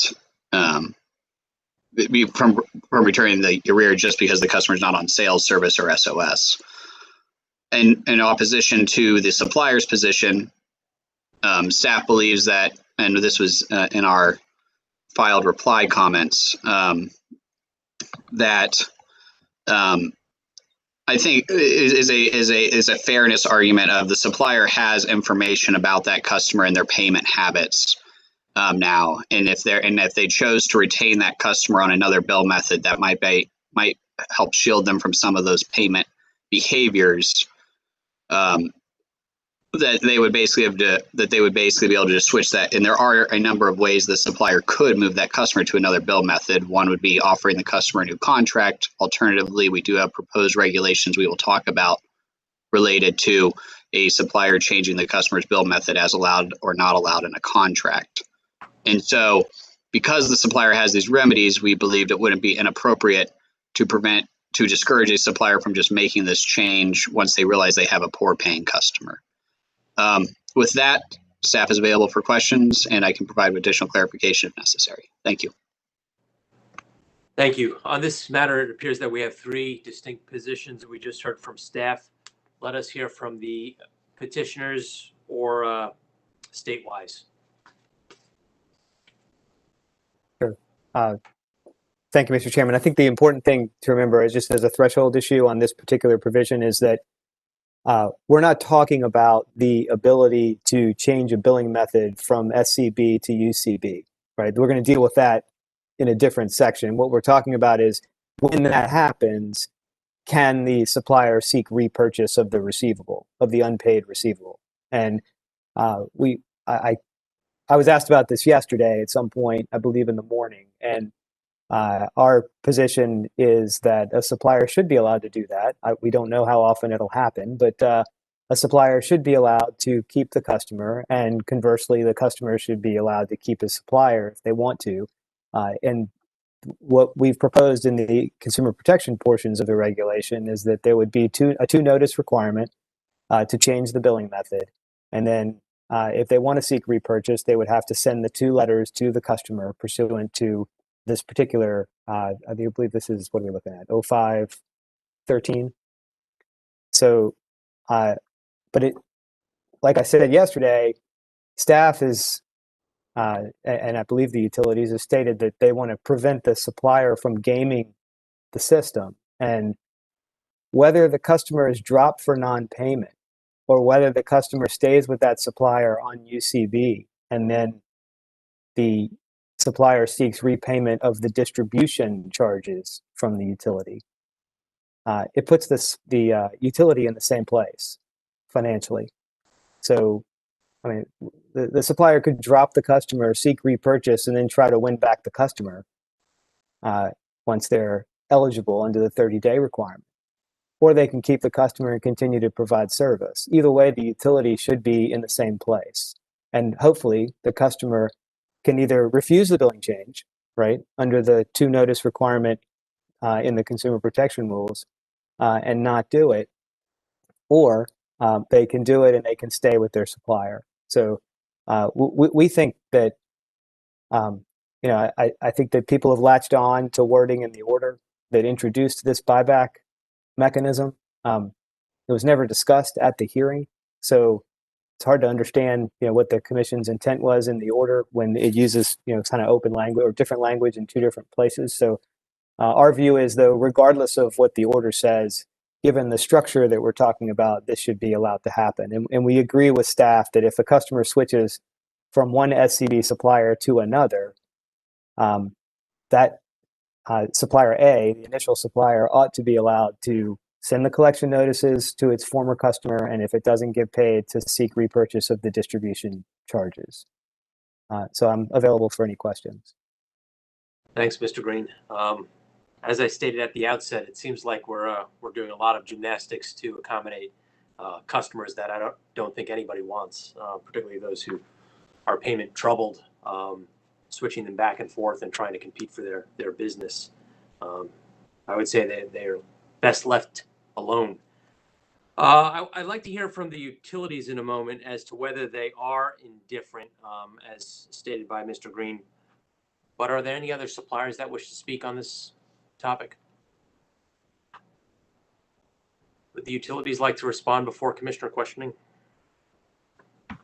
Mr. Chairman, this is Matt Seegers speaking for the joint utilities. We covered this topic in our reply comments. First of all, as staff and both staff and Mr. Green have discussed, the commission was rather explicit in its order, where it said that the utilities should only be required to buy back distribution arrearages when the customer returns to SOS or standard service. I really don't see how there's any other way to interpret that determination by the commission, and we did take that very literally. Also, from a practical standpoint, another scenario that we raised in our reply comments is that if a customer, for example, is allowed to move from one SCB supplier to another SCB supplier, and the first SCB supplier is allowed to resell their distribution arrearages to the utility, it will lead to a result where the only billing relationship that the utility would have with that customer would be as a collections function. Essentially, you would have a customer who has elected to be on SCB, but then all of a sudden they would start getting bills from the utility. And that's going to lead to a bad customer experience. They're not going to understand why they're getting bills from their utility.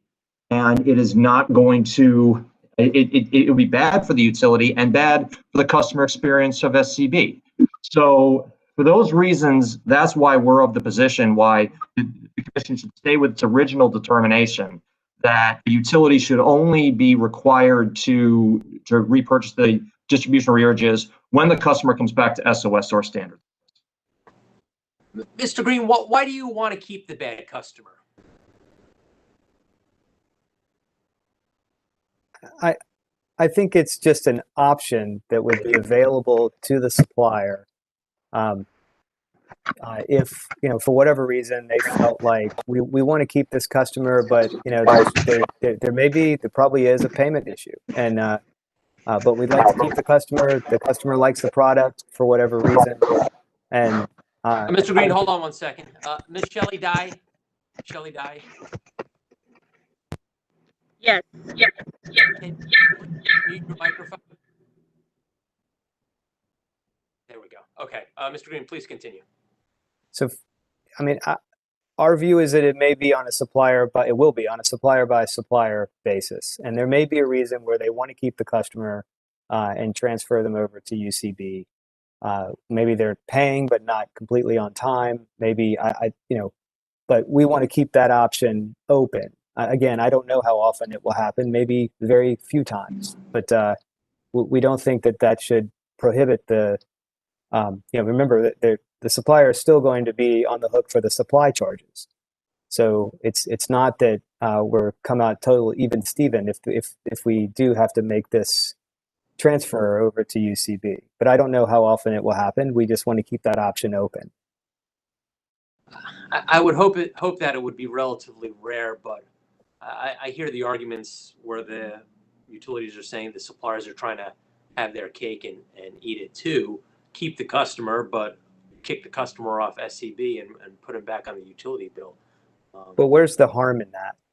I mean, honestly, it's going to be the same financial outcome for the utility, and the customer hopefully is getting what they want, or they can leave the way that the UCB or the change in billing methods are written. So it's really there's no gaming involved because the customer hopefully is getting what they want, and the utilities are coming out the same financially. Well, that's what I was trying to get from Mr. Seegers. Mm-hmm. Are the utilities financially indifferent? I thought I heard him say they weren't, but Mr. Seegers, can you be clear on that point in response to Mr. Green's argument? So, Mr. Chairman, if I understand the question, if a supplier wants to keep a customer on UCB, but drop them, essentially, if a supplier wants to drop a customer from SCB to UCB, but still keep that as a supply customer, is that your question? Is there financial harm to the utility? Exactly, yes. Not. And perhaps as you think of that response, perhaps staff could be on deck as well to respond. Is anybody worse off by allowing the supplier to keep their customer instead of requiring that the supplier return that customer to SOS? Mr. Chairman, I can speak to that whenever you would like me to. Mr. Baker, perhaps you could cut ahead, yes. Okay. Thank you. So I've been also, when we were replying to the petitioner's comments, I was thinking about this. And I think Mr. Green is correct that financially speaking, if that supplier had dropped the customer to SOS, then reacquired them, or we're allowing them to pursue changes in bill methods, that if the customer was basically, because today under UCB, they would be under the same financial paradigm of POR that we have, and so you're just shifting them from one paradigm to another. I would say the potential financial harm, and this comes down, and I think this will event, and this we tried to get to this in the detailed business process, is that eventually we think that SCB, and with the eligibility requirements, with the payment posting system that looks like we are coming to, suppliers are going to have every incentive to only get good paying customers on SCB, and that's going to leave. And so what inevitably will happen is that will leave your bad paying customers either in the UCB or SCB markets. And so that will in turn eventually, and there's debate about how long this would take to occur or if it will occur, lead to an increase in uncollectible, or it could lead to an increase in the discount rates or other items depending on how many customers and really their corresponding energy is left to socialize their uncollectible cost across.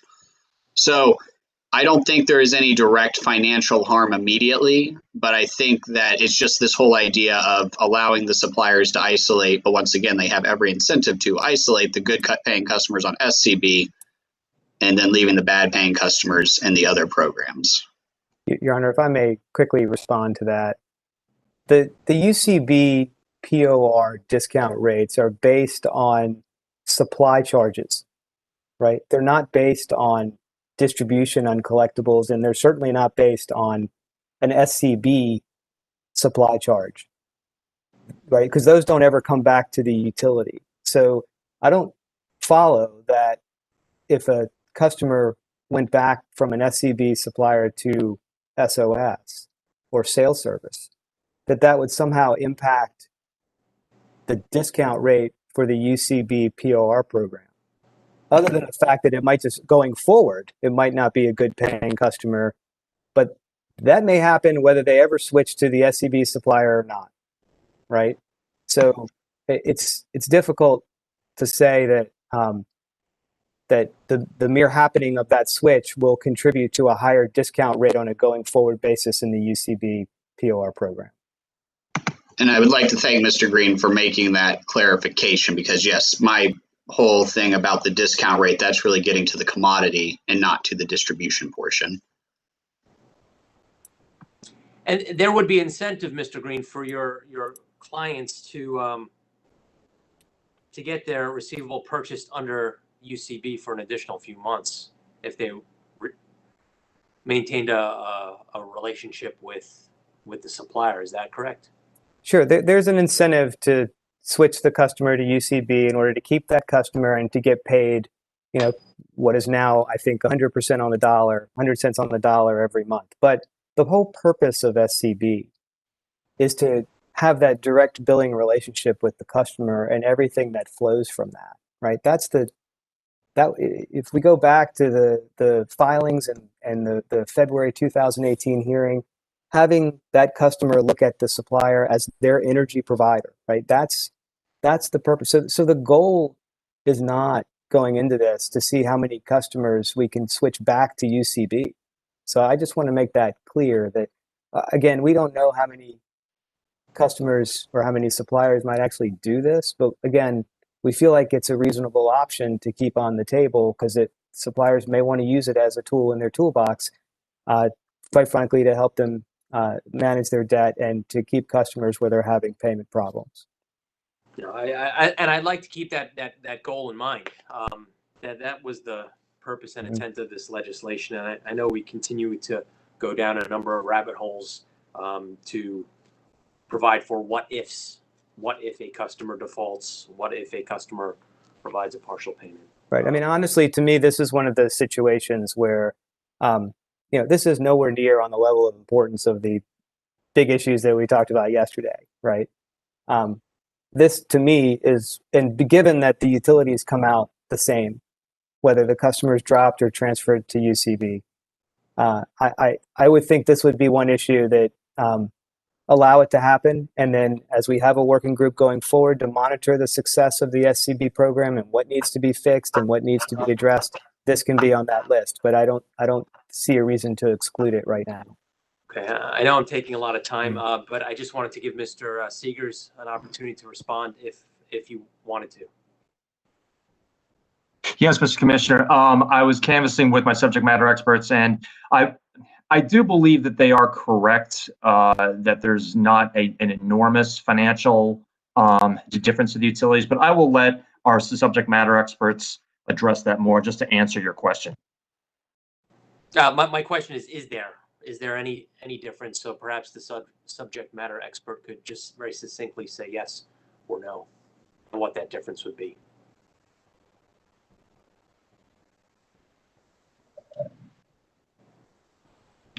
Yes, this is Mike McShane, Baltimore Gas and Electric. As far as the financial impact, there wouldn't be a financial impact. Okay, that's what I thought I was hearing from others. So I appreciate your confirming. Commissioners.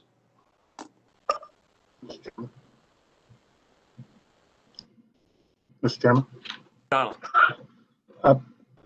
So I'm viewing this a little bit different. So I want to ask some questions on the subject because I think it's potentially very important. So let me tell you why. Not in the short term, because I think in the short term it doesn't make a big difference because of the POR and the trading back and forth of uncollectibles and the discount rates and all that. I think, Mr. Green, I would agree with you in the short term, but in the long term, over the long view of the horizon and the health of our public utilities, but I think the potential exists for the suppliers to accumulate only good paying, don't ever have to worry about it, payments come in, regular stream customers, and let the public utilities deal with the long-term horizon uncollectibles. So, Mr. Green, tell me why that's not the right view. If I understand your question correctly, you're concerned about the long-term view on the POR UCB discount programs? Well, no, let me be more clear that only bad customers are dealt with by the utilities and the suppliers have the good paying customers, and you have no long-term collectible burden because they are good paying, and your algorithms say these customers are payment risks and these customers are good and they pay all the time and they're no problem, and you only have those, and the utilities meanwhile are dealing with the long-term chronic on pay, off pay, arrearage, no arrearage customers. Tell me why that view is wrong. Well, one of the things that we've put in our comments is that we're okay with monitoring the UCB discount rates on a going forward basis to see what kind of impact an SCB program may have.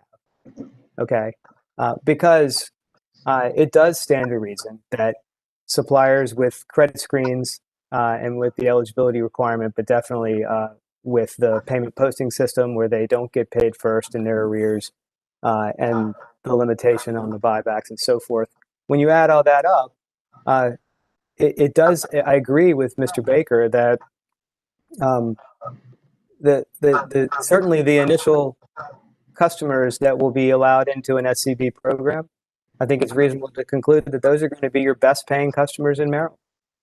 And to the extent that those customers were already shopping and they're leaving, and so that their good payments are no longer calculated within the POR discount rate on the UCB side, it may have an effect. We don't know. We don't know how quickly that'll happen. We don't know how big it will be, but it might be there. And that's why we feel like we ought to have something in place to monitor not just the SCB program, but the impact that the SCB program may have on the POR discount rate program, because that program may need to be tweaked as well. But one of the, when you set up the SCB program so as to encourage suppliers that participate to only get the best paying customers, then that is a definite risk of the impact it will have on the UCB POR program.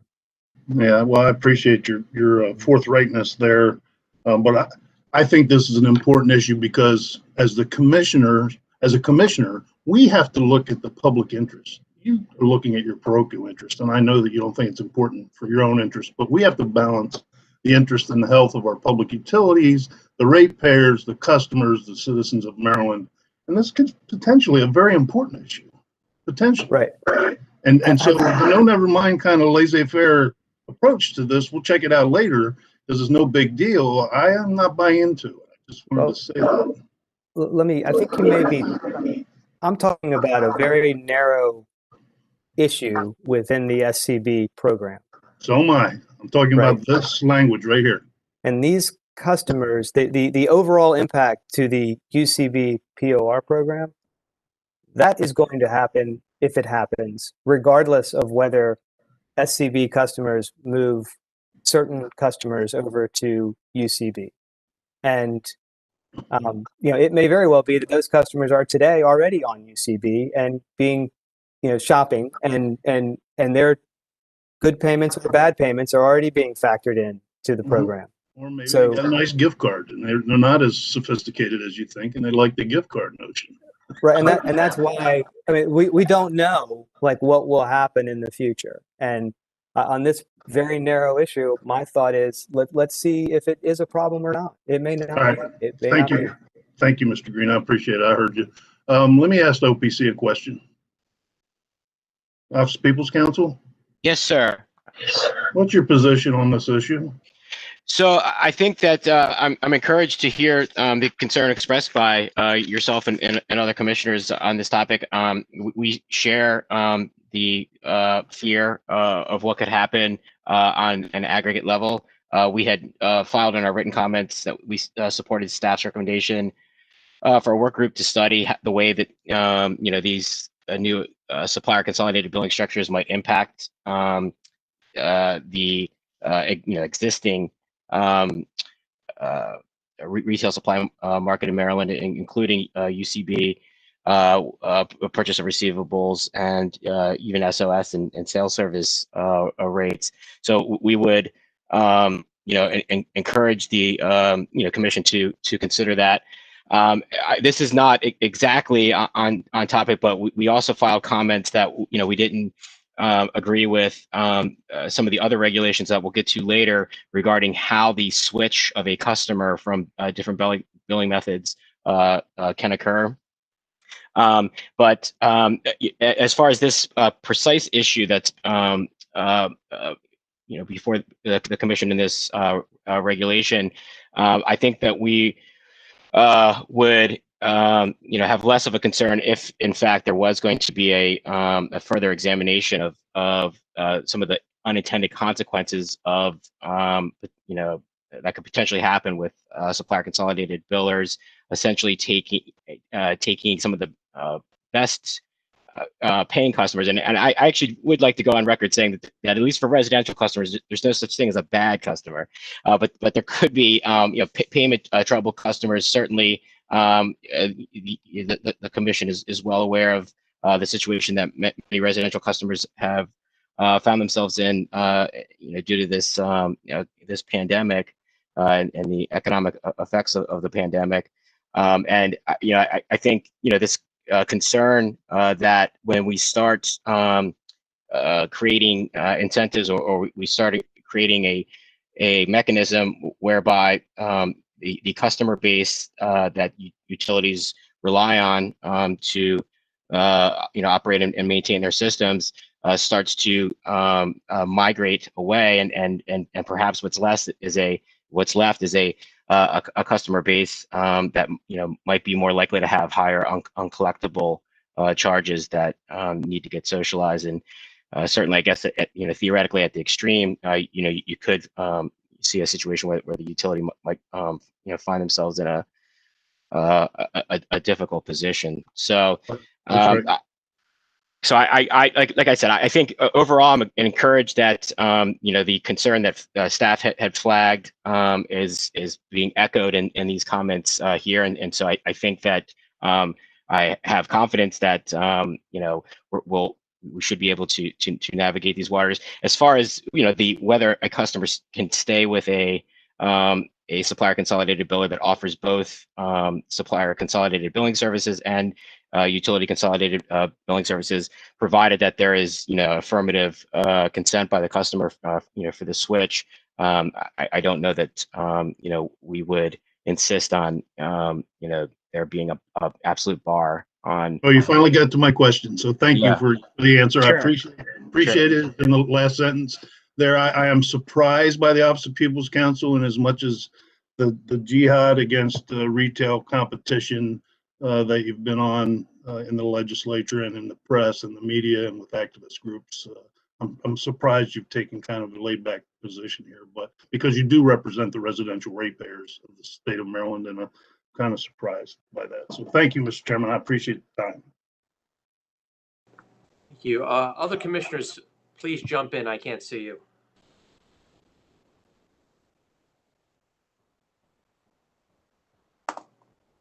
Okay, if there are no other questions from the commissioners, we'll see where their positions of the commissioners stand. We'll go in reverse order with Commissioner Herman beginning. I guess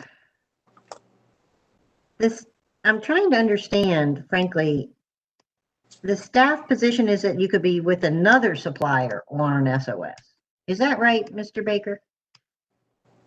The supplier may return the arrearage as long as the supplier is not providing commodity to the customer.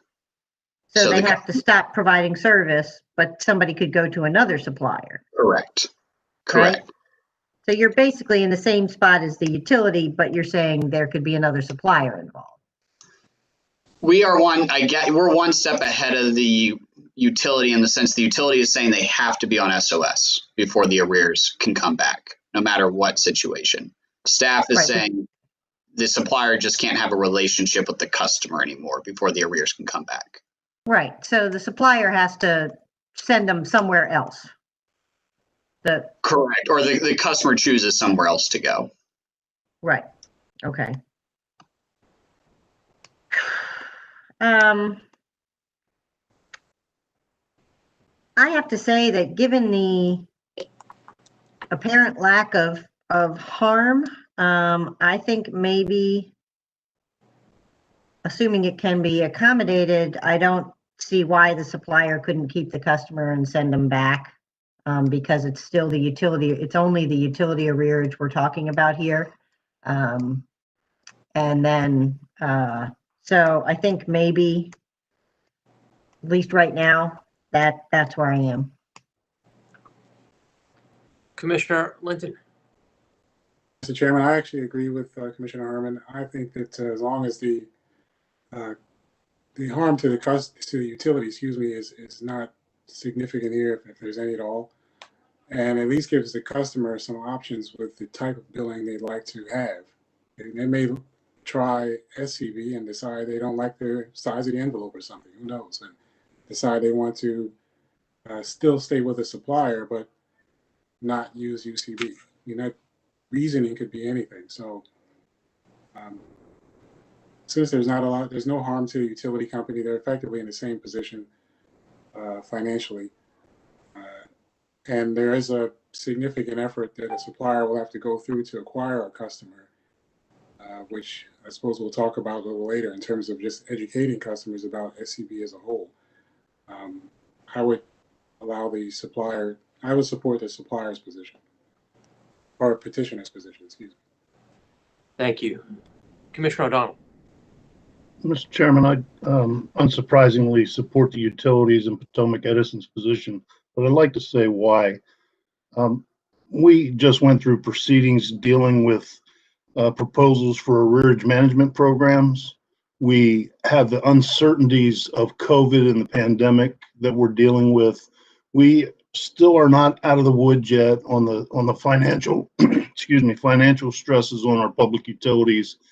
And I believe this provision is going to serve to concentrate and exacerbate that situation with regard to arrearages only in the utilities, and there'll be no burdens for the retailers that are out there scooping these customers up, and then when they're not regularly paying, shipping them over to the utilities. And I don't think that's healthy for the utilities, and that's why I'm going to vote for the utilities, because I think it's for the utility position when we get to a vote. But my position is that I think the utilities potentially are harmed by this, and in the public interest, I'm supporting utilities position. Thank you. Commissioner Richard. Yeah, I do support the petitioner's position in this case, and I think it was well articulated by both Commissioner Herman and Commissioner Linton. And also, honestly, I mean, it's the position, it's the policy of our state to promote customer choice. So this whole notion of taking the best customers, I'm not really understanding that, because I guess in a perfect world, I mean, if we have lots of good competitors out there, most of the electric customers, let's say, would probably choose a supplier. So in any case, I support the petitioners in this circumstance. Thank you. I too support the petitioner's position, recognizing, however, Commissioner O'Donnell's concern here. When I heard from the utility witness that there would be no additional cost or place the utility in any worse off position, that convinced me that we could go forward. If we see problems in the future, however, it's something that could be addressed by a future rulemaking. So the majority supports the petitioner's position to allow a supplier to hold on to a customer, notwithstanding passing and returning the customer back to utility consolidated billing. Mr. Baker, where do we head from here on your agenda? Next up would be discussing one last part about aging arrears, and this is just under a customer's dispute. I am not aware of any competing COMAR languages proposed or opposition on this subject at this time.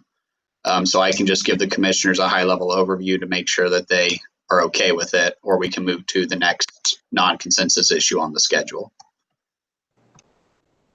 Your Honor, may I ask a clarifying question with respect to the agenda? Mr. Green. Okay, thank you.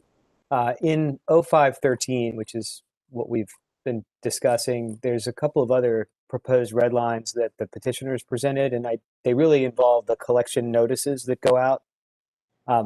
And so I wasn't sure if if now's the time to bring that up, or Mr. Baker, perhaps that's on the agenda for another time and I've jumped the gun. Just a little jump the gun, but okay. It's up next after the dispute. So I would argue, and once again, yes. So you see, yeah, that's where we have some competing language. So yeah, that would be. Thank you. Yep. Thank you. Okay, Mr. Baker, on the consensus item, I do not believe the commissioners need a briefing. We've seen that language. Although, if any commissioner wishes to have a briefing on that item, if you could just signal. I see no signals. Hang on. Could you put it up so I can see it? Ms. Knoll, can we bring that section up? And Mr. Baker, the specific section, is it 10 and 11? And the reason I'm saying that, Mr. Chairman, is as you know, just because other parties have consensus doesn't necessarily mean I don't have a concern, and I'd like the opportunity to express that should I see it. Ms. Knoll, can you please scroll down? This should be in 2053-0513. Oh, go up a little. Oh, no, I'm sorry. It's in 12. My apologies. Go up to section. It should be the end of 12. So this would be D and E of 2053-0512 and 2059-0510.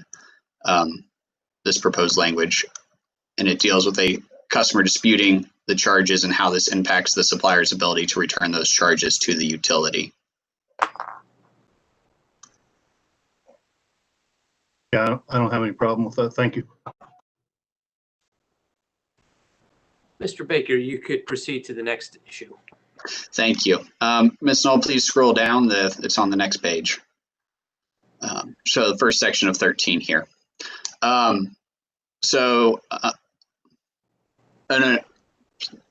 sorry, 1 minute. There we go. Thank you. So the next set of COMARs that we will be discussing are the process to drop and return a customer and the notices that would come with it. We'll start with the easy part, which is basically this 2-notice requirement for the customer. I don't believe any parties have filed opposition to the 2-notice requirement. There was some wordsmith edits proposed by a couple parties on the issue, though. From a high level, as we've discussed before, the idea is the supplier must undergo good faith effort to collect from the customer before they may return the arrearage. If the supplier the work group came to an agreement upon 2 collection notices, one of those collection notices may come with the customer's bill.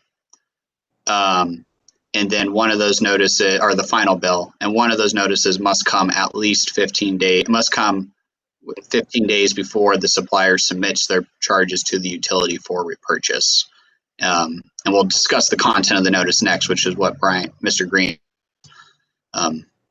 seeking to discuss on the non-consensus there. So this would be A and B are the parts where we have some wordsmith edits, but no, I believe, significant challenges to the overall COMAR. And if it's helpful, the petitioners had submitted some wordsmithing edits on section B here, paragraph B here. Staff rejected them. We're fine with that, and we withdraw them.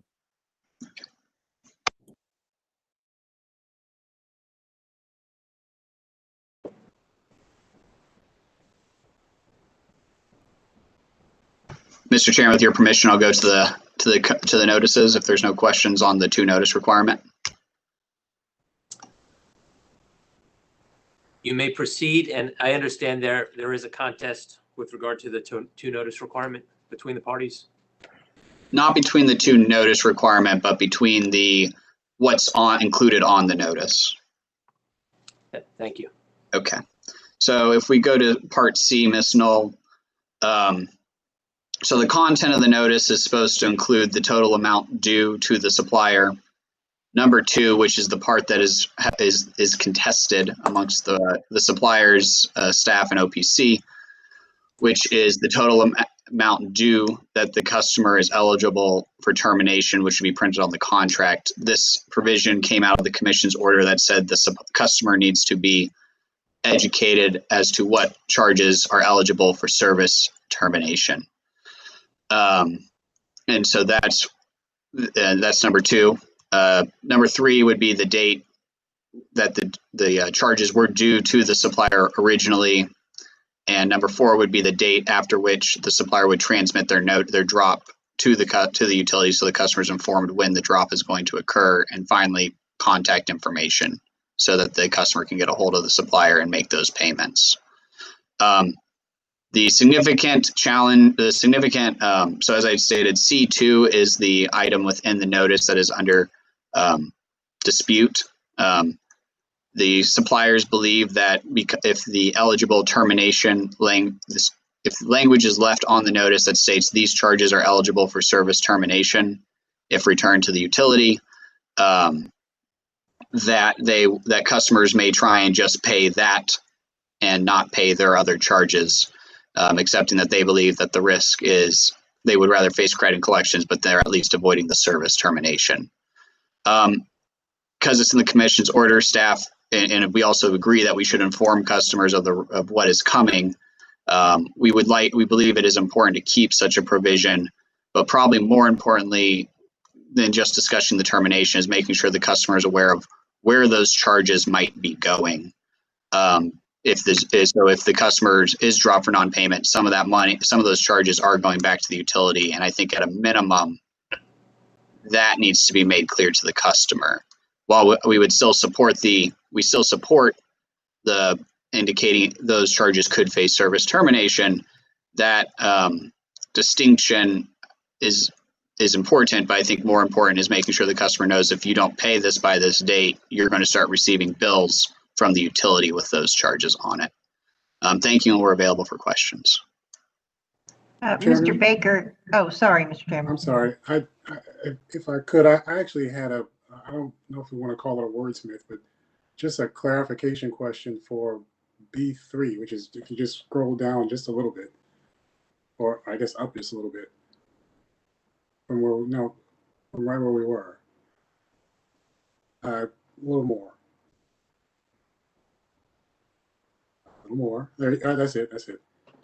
That B3 section, I wasn't quite sure what it was trying to say, so if the wording there may need to be clarified a little bit. Obviously the B3 would be building off of B, but okay, here we go. That's better. Yes, and that was a wordsmith that we had received. Okay, that's better. Thank you. Sorry, Commissioner Herman. That was we went past it before I had a chance to say anything. Okay, so thank you. Mr. Baker, I don't see where this language says, it says termination of the customer contract. I read that as contract with the supplier. I didn't read that as the service disconnection. If you're trying to get to service disconnection, that doesn't say that to me. Yes, and I see your point, and I think we could make that more clear. And I think OPC submitted language that makes that more abundantly clear. I think the way you would get to it was the excluding of non-utility or supply charges, so you effectively would have a similar outcome. But I don't disagree with the statement of termination of customer contract versus termination of utility service.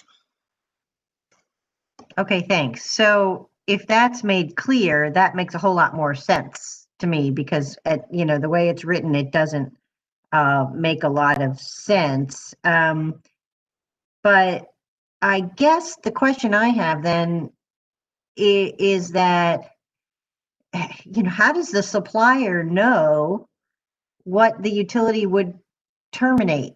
What the utility's amount of disconnection, how much they would, how much you have to owe before they go to disconnection. Because like if you owe $100, maybe, the utility is not going to send a notice for, in the same way that it would if you owed $1,000 and that sort of thing. So how is it just, I don't know, this language is very confusing to me. So there, okay. Thank you, Ms. Knoll, for putting up the OPC section. I'll take a look at that and see if that helps and let you know.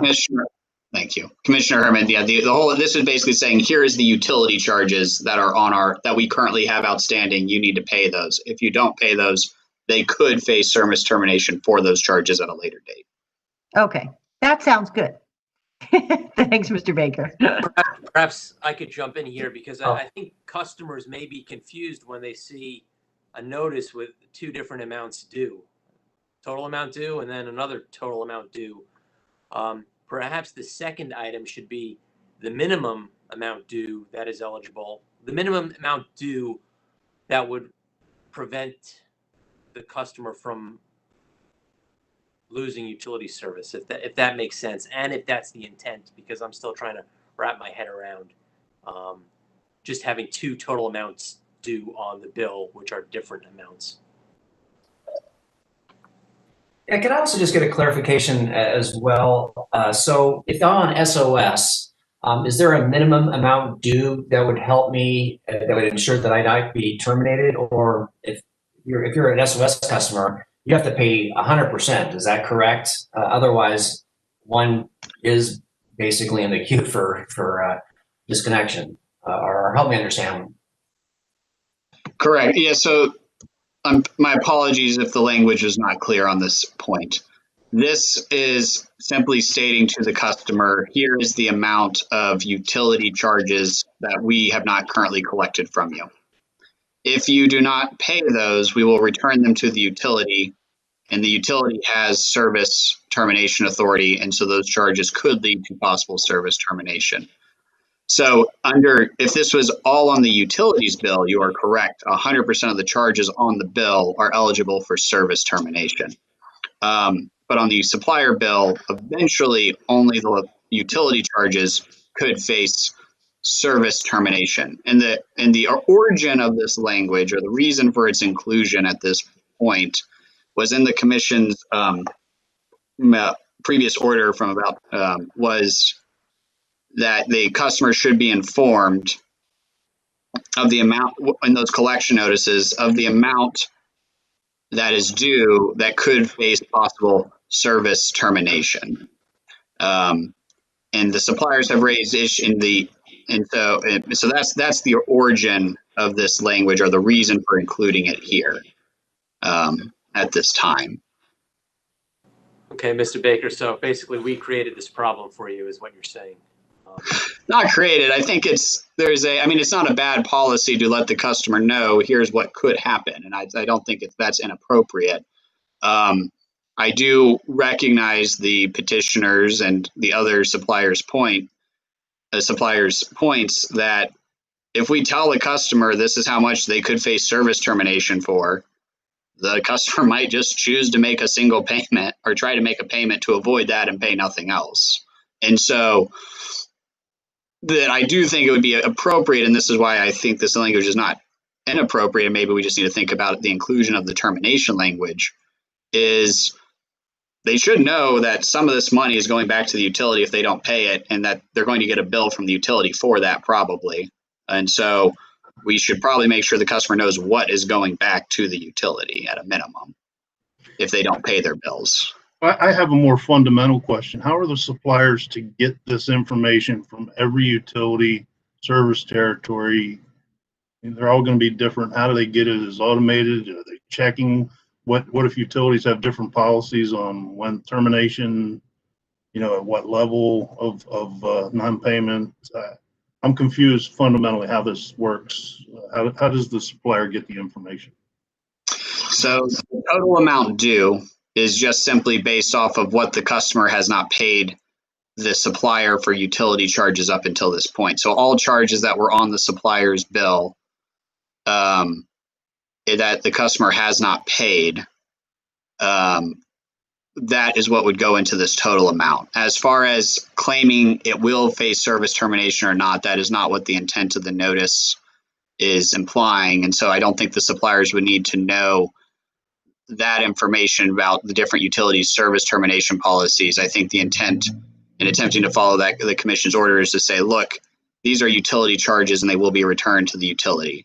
If you do not pay these charges, the utility has the authority to go and cause service termination for you not paying these charges. And I think that is the crux of that was the crux of the inclusion of this language. So why does it, oh, sorry, Commissioner O'Donnell. No problem, Commissioner Herman. I even the OPC language has contract in it, and I'm not. This whole section is confusing me, but I understand we may have created the problem, but I don't know. It seems like a lot. So I have to say, Mr. Baker, I'm not sure that the commission's language necessarily said that you had to say that it was, subject to disconnection. I mean, to me, I think that language simply says, tell them what regulated utility charges may go back to the utility. I don't know that we need to be talking about disconnection, right off the bat, because I don't think the, utility talks about disconnection right off the bat. So do we really, couldn't we just say what that the notice includes regulated utility charges that will be returned to the utility upon non-payment? I do not think that. And then because you're still way far away from getting disconnected. You're still months away from being disconnected. It's not like the minute you go back to the utility, you're going to be disconnected. I don't think that's how it works. You still have to send all the notices and so on and so forth. So I think that couldn't we potentially simplify it? Yes, and this was the point I was trying to get to, where I think it's most important the customer knows what charges are going to the utility versus not if they don't pay. The reason the citation I was using was on page 41 of the order that states careful consideration should be given to any requirements for supplier collection notices to ensure they clearly outline what charges will and will not be eligible for utility termination. That last statement is why I threw that in there. But once again, I don't disagree with you that the fundamental issue is the customer at this point in time is those charges are not eligible for service termination because the supplier cannot terminate. And so I think most importantly, the customer needs to know that these will go back to the utility, and whether we inform them that the utility has termination authority can be another issue. But that was the reason that it got bundled up inside this issue.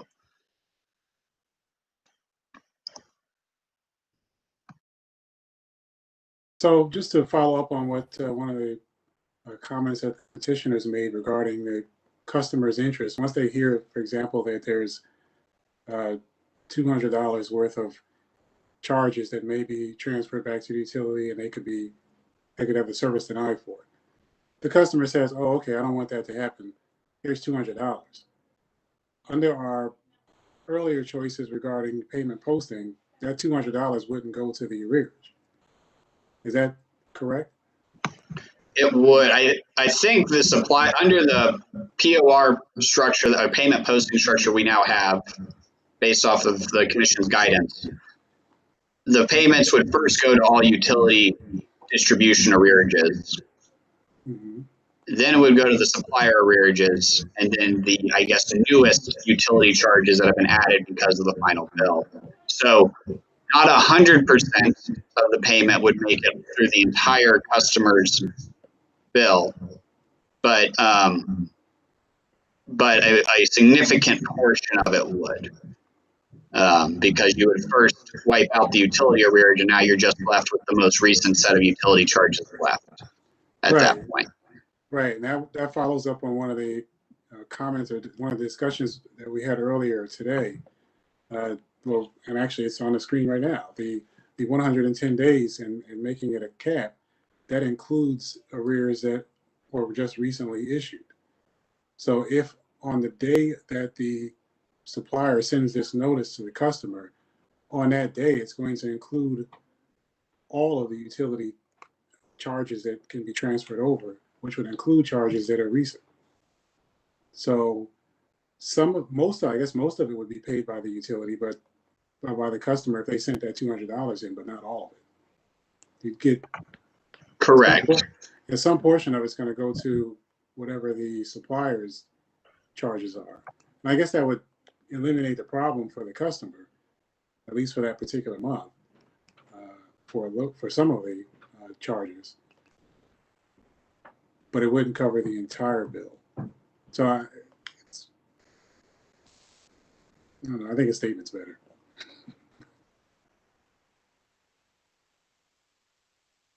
I am having concerns that there might be a bad customer experience if we include this second number and the customer sends in, let's say, that minimum amount, $50, and then that $50 gets credited somewhere else because of our payment posting system, and they may be subject to termination nevertheless. Mr. Green, what was your position, if you could clarify for us, with respect to this section? Well, we had 3 edits to this section. The one we've been talking about is to C2. Our trouble with the language, well, first of all, we share in Commissioner's concern about the understanding and the reference to the contract and so forth. But our concern was that we're still owed money at this point, and we'd be telling the customer that they only need to pay the utility charges so they don't get disconnected. And so you'd be basically telling the customer only pay this much so that you don't get disconnected, and the customers could very well walk away with that and just figure out a way to not pay their supplier and keep their service. So we had proposed alternative language. I think we're fine with the language that Commissioner Herman just dictated. We would be okay with that language. And then I do think that that resolves the situation, or at least our concerns. The other two edits that we had is that we had proposed to delete C4. And the reason for that is that looking at the chronology here, okay, so there's a non-payment under the proposed rules. The supplier sends the customer a 5-day drop notice. The customer is dropped, and after 6-7 days. So at that point, it's no longer, we're not serving the customer anymore. They're back to utility service. So I think this might just be a scrivener's error taken from the drop section in the consumer protections that we'll get to sooner or later. But to say that the date on or after which the supplier will transmit the drop request to the utility, we've already dropped the customer at this point. So these are the collection notices that either occur with or after the final bill that we send to the customer, but we're not serving the customer anymore. So we think 4 needs to be deleted.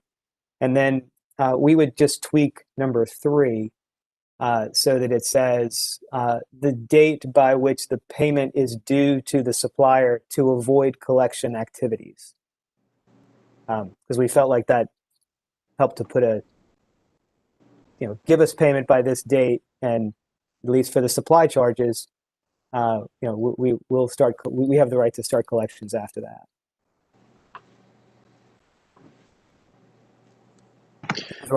Those are our 3 edits to this section. Thank you, Mr. Baker. Yes, so on those 2 points. If the number 4 was the intent, I think, of what Mr. Green is attempting to accomplish now in number 3. Which is to say we're going to drop. The intent of drop really probably should be return the utility charges to the utility. So to the extent that that is not clear, we should make that clear. And then number 3, as it stands now, would be the charges when the charges were previously due to the supplier. Whether that needs to be on the bill. That could be, or not on the bill. The collection notice could probably be, maybe we're being over dictating what is needed, but that would just be information for the supplier, for the customer, that previously this is when these charges were on your bill. But I think the intent of 4 is what I think Mr. Green is getting to with number 3, which is this is the date we're going to send these charges back to the utility. Thank you. It seems like we're reaching some consensus, at least amongst commission staff and the petitioners. I appreciate Ms. Knoll keeping these edits up in real time. I do concur with Commissioner Herman that perhaps more of a statement than a separate amount due would be helpful for the customers to see when they receive. I meant to ask this earlier. Can I just get one clarification also for the non-commodity, non-distribution charges? Where do those fall? Under utility or supplier consolidated billing, are suppliers now responsible to make sure the Empower, the universal service charge, the taxes are paid? Or does that still fall on the utility side? And would that be one of the charges that would be set back for non-payment? So currently the plan is that all of those are still the utility's responsibility. So since it's a bill-ready process, the utility will send all of those charges and all of that information to the supplier to be placed on the bill. And so to the extent the supplier has failed to collect those, they will return them to the utility for repurchase. Okay. That'll be on that side. Maybe that if we're going to be providing a statement, that should be clear as well, that we're not talking about just utility charges, but those charges that are owed the state for taxes or other programs. So we have a lot of red line now in front of us. Based on what I've heard, I'm generally comfortable with the petitioner's request, in addition to Commissioner Herman's suggestion with respect to item number C2 here.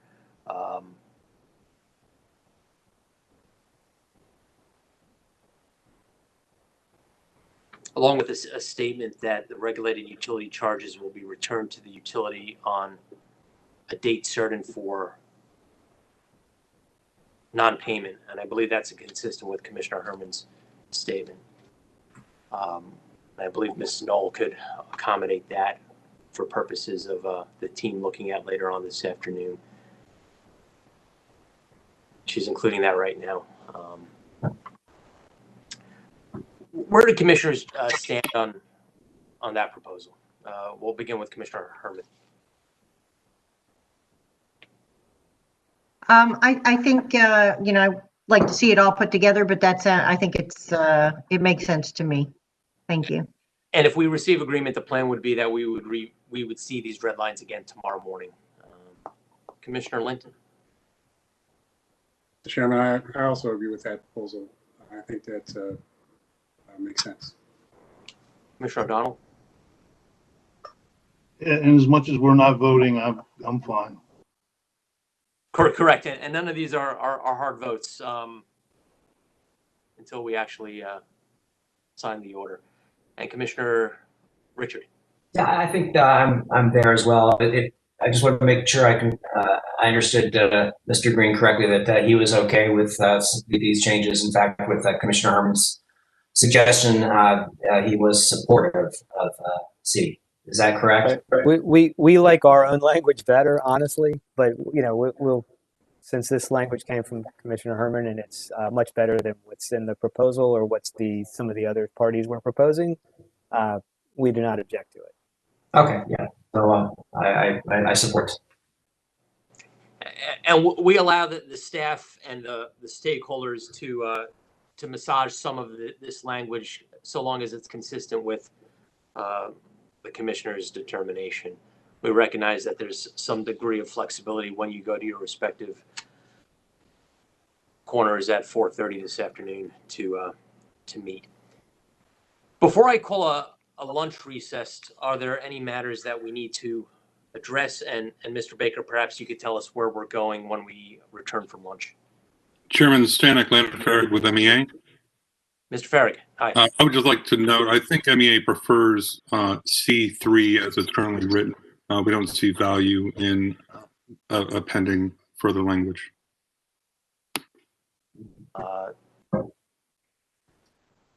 Okay, thank you for getting that on the record, Mr. Farragut.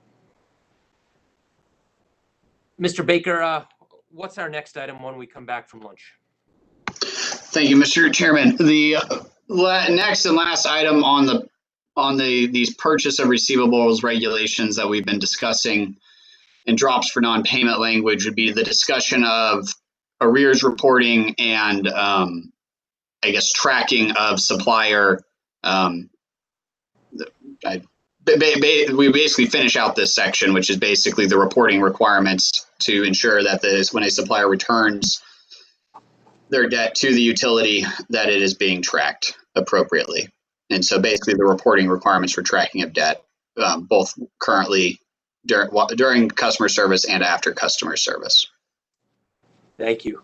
We're at least now about a half day behind schedule, according to the agenda that was circulated by staff yesterday. I hope to make up some of that time tomorrow. We'll be starting an hour early. I had not received any objection to starting at 11 a.m. tomorrow, assuming that the commission's administrative meeting is over by then. Let's enjoy our lunch recess now. I'll see everybody back here at 1:20 this afternoon, 1:20. We're off the record.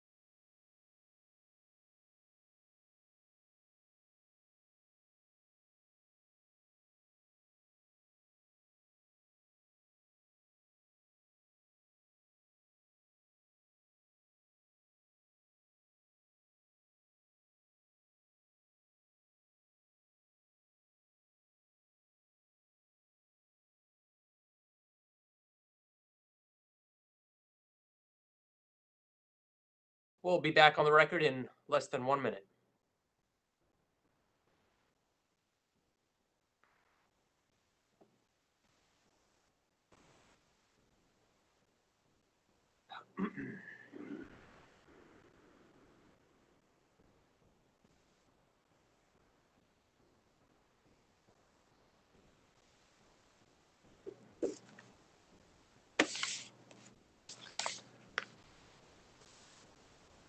Okay, we're going back on the record.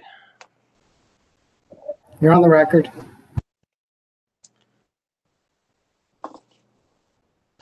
Mr. Baker, if you're prepared to take us to the next issue. Thank you, Mr. Chairman. Ms. Knoll, would you please put the regulations up on the screen?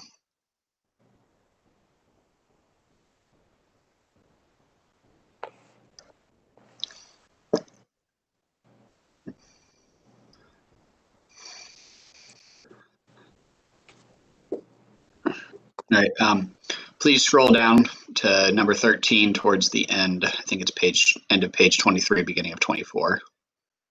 There it is, section E.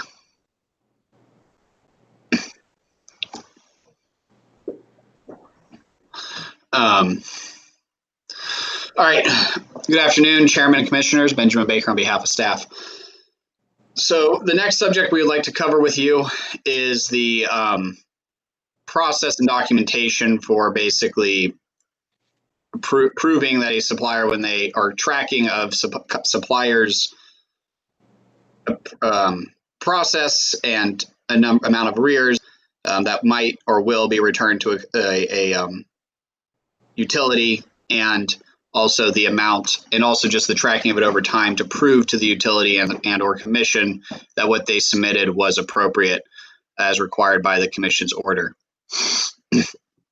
There are two parts to this tracking of arrears proposal in front of you.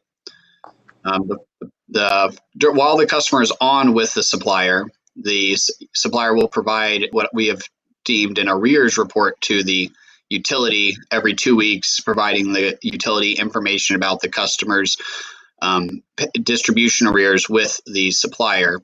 There's also been discussion of including within that report other information so that the utility can track customers' payment history and other appropriate items over time as well, though there has not been full consensus on what should go into the report to date.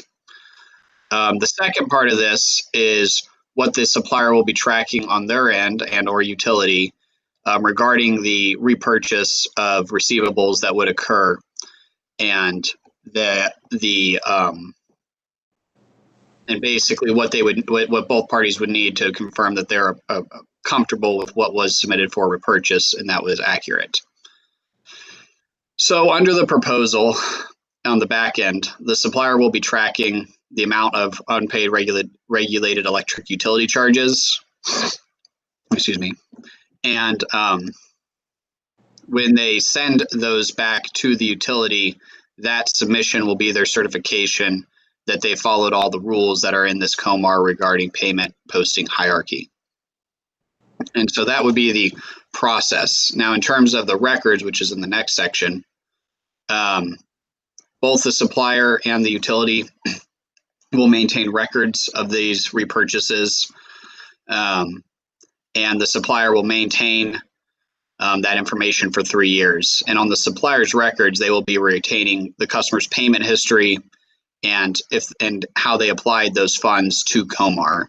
And this information should be accessible to both the commission and the utility. Ms. Knoll, please scroll down a little. Okay.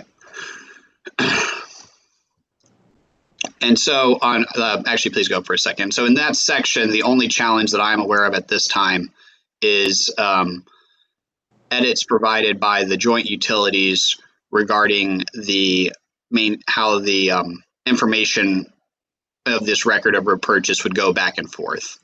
And they were basically asking for it to be maintained in a mutually agreeable format. And that, I believe, would be edits to 1 and 2. I don't, the staff would expect that would be what would occur. We just did not think it was necessary to include it in regulations.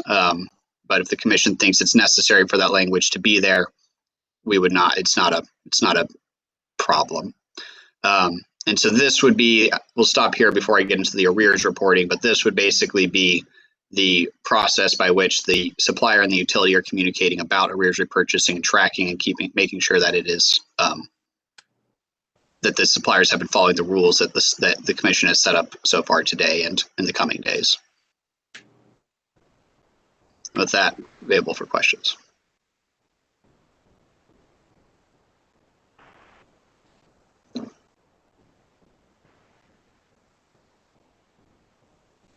Hey, Mr. Baker, it sounds like you could move on.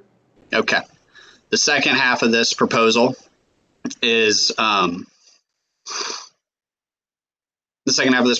arrears report. This arrears report would be provided every 2 weeks to the utility, and it will include, it should at a minimum basically be tracking the customer's arrears that the supplier is holding. There was disagreement about other information that should be tracked. Potomac Edison submitted a list of information that they would like to be included in that. Staff believes some of those items are appropriate to include, but we don't think it's necessary to spell it out here in the proposed COMARs at this time, and that it could be handled in the supplier utility coordination tariffs as to what will be included in this report. And I'll let, if Potomac Edison would like to provide their list to the commission, they can do so. So thank you. That's our position on H of this regulation. Any stakeholders wish to respond or provide additional clarification? I do agree with staff's position that it's not necessary for the Exelon utilities to have this language regarding mutually agreeable format. There's a point where it comes down to that we can't clutter the COMAR with every potential expectation of the parties to work together.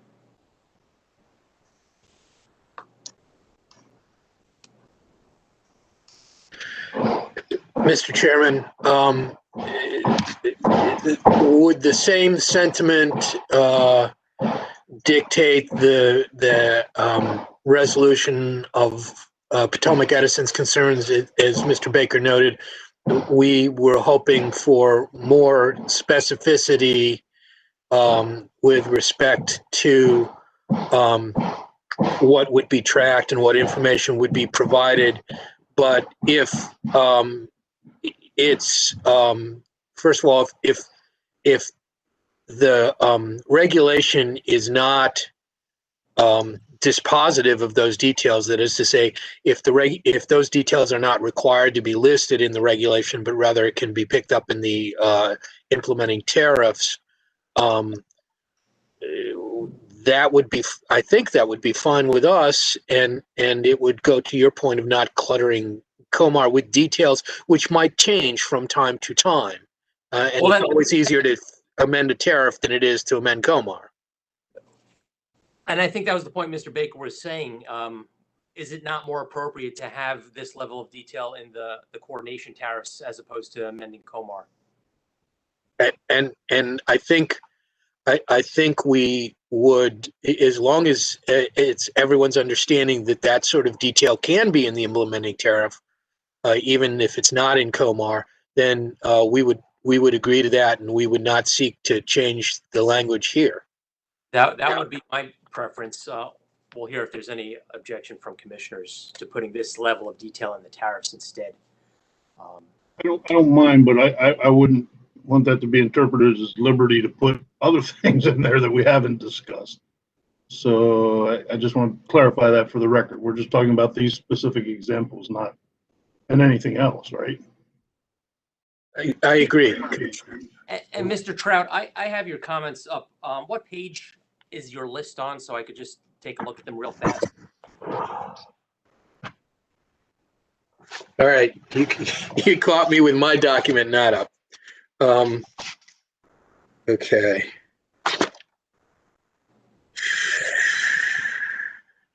And Mr. Chairman, while Mr. Trout is looking for that, for the joint utilities, I would say that we're amenable to including this level of detail in the joint utility tariffs. We do believe it needs to be specified somewhere, but if it's the commission's preference to handle it in the tariffs, we can do that.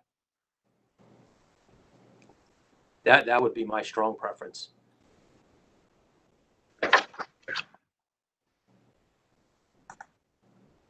While he's looking, I'm fine with it in the tariffs. Page 10, Mr. Trout. It looks like it's on page 10 of your the initial one. one. Yeah. Yes. Okay. Right. Thank you. That's correct. And that level of detail for these 1, 2, 3, 4 items need not be in a COMAR, as far as I'm concerned. Questions from commissioners?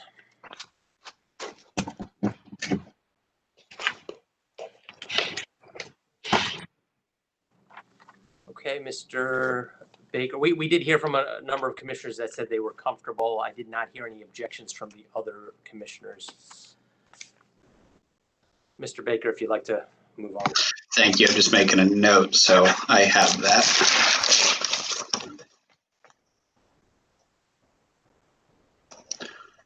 Okay, thank you. With that discussion, we can now move out of the purchase of receivables sections of COMAR that we've been discussing. The only section we have not discussed within these were the treatment of energy assistance funds, which we were planning to cover tomorrow holistically, based off the commissioner's decisions. So next would be going to the eligibility requirements as discussed yesterday. So Ms. Knoll, would you please go to 2053-0302, I believe it is.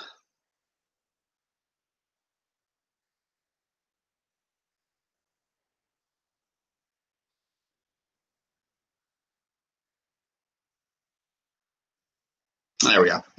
Please go down.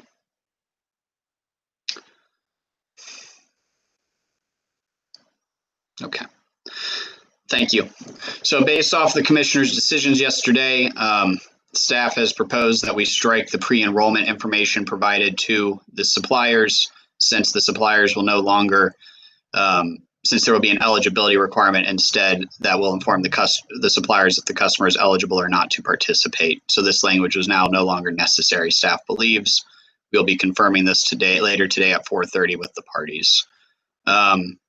In the next section on page either 11 or 12, I guess, commissioners, before I move on, do you have any questions about that strike?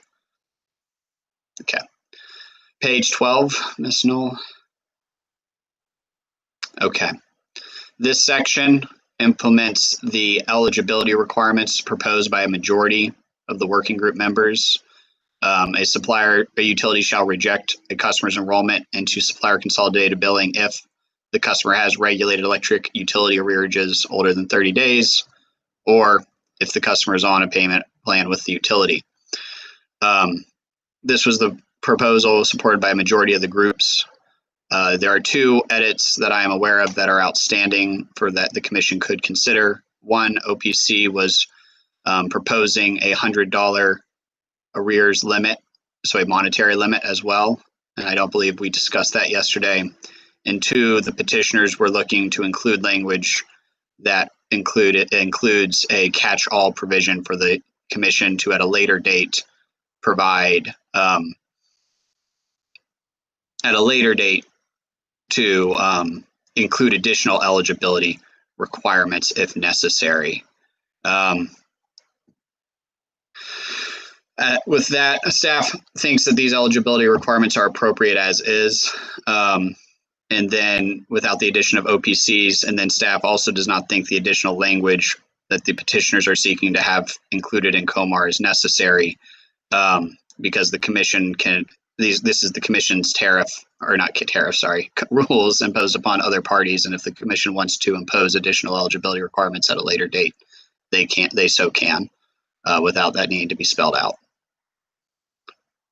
Thank you, and I'll turn that over. Thank you, Mr. Baker.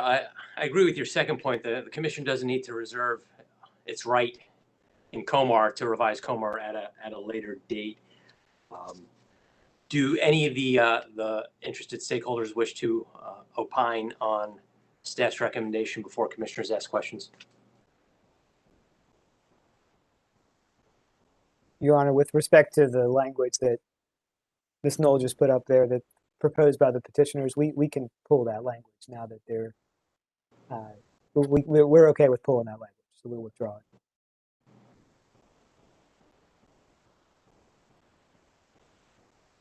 Any questions from commissioners? Okay, staff's recommendation is approved, informally approved. Thank you, Mr. Chairman. Ms. Knoll, please scroll to 2053-0507.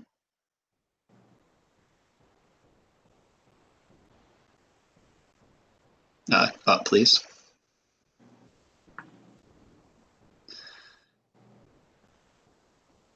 Oh, sorry, go down one more section. Oh, I'm sorry.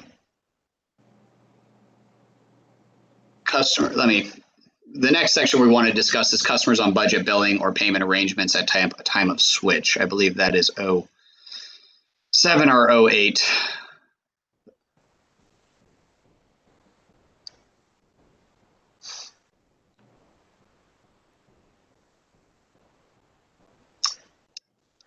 Oh, it should be, it's section 9. There we go. Thank you. So,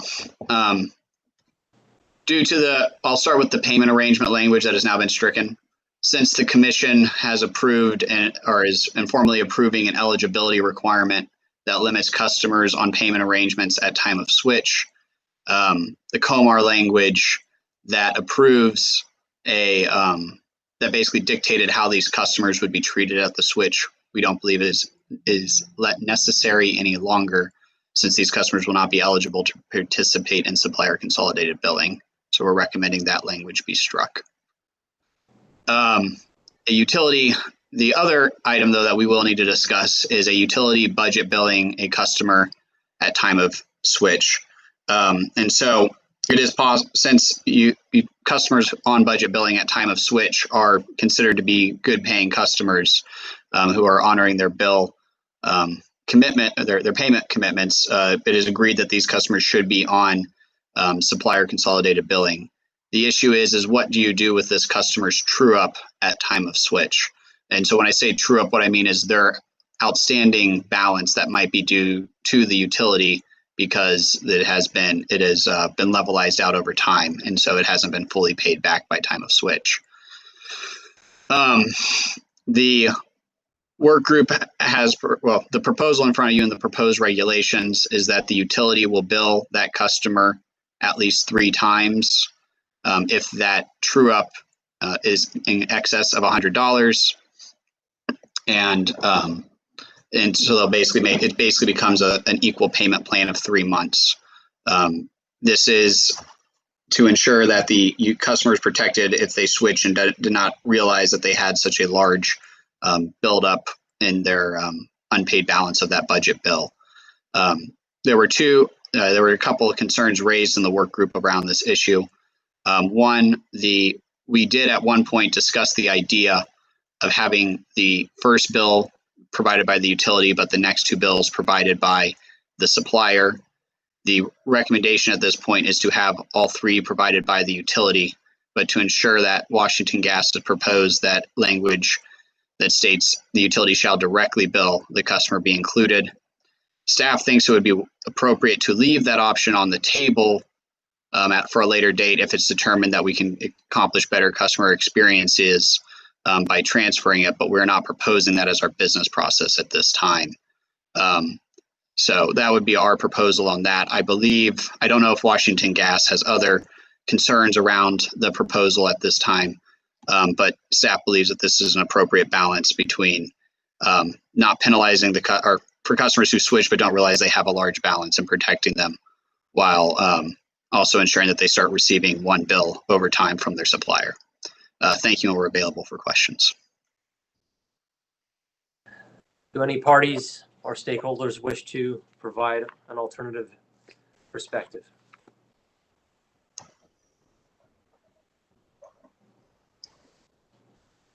I do concur with staff's position. Commissioners, do you have questions for any parties or staff? I do. Commissioner. Thank you. I don't know how this works, but is it possible that a customer on budget billing could have an excess? In other words, had a dramatic drop in usage, was on budget billing, and therefore has a surplus in funds, not a deficit in funds. And how does that work if it's possible? Yes, I believe. Yes, that is very possible. The current approach should be they would first receive a credit. They would first be paid. They would first pay down any excess of any. I guess they wouldn't have an excess. So I believe it would just come back. The funds would be returned to the customer at that point. But I don't think I will let other parties weigh in if they think that there is a different interpretation that to how we were going to do this. But I believe the money would just come back to the customer.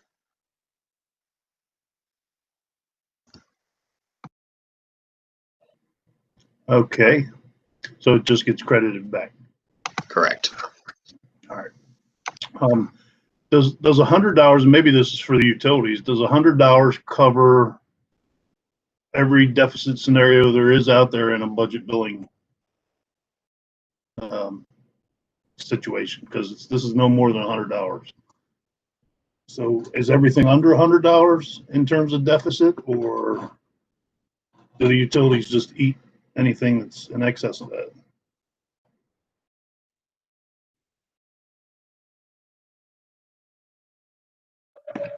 Your Honor, speaking for the joint utilities, I believe the $100 threshold is where we thought it would be reasonable for the customer to pay in 3 equal monthly payments, because the $100 would be a lot for a customer on budget billing to try and handle in one. So I think that's where the threshold is. But we were amenable to the staff proposal.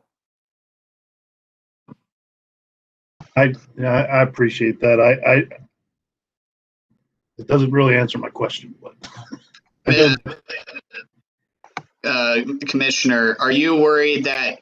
Are you asking if if it exceeds a certain point, if the utility will eat those charges and they become like treating them sort of like an uncollectible? Is that your question?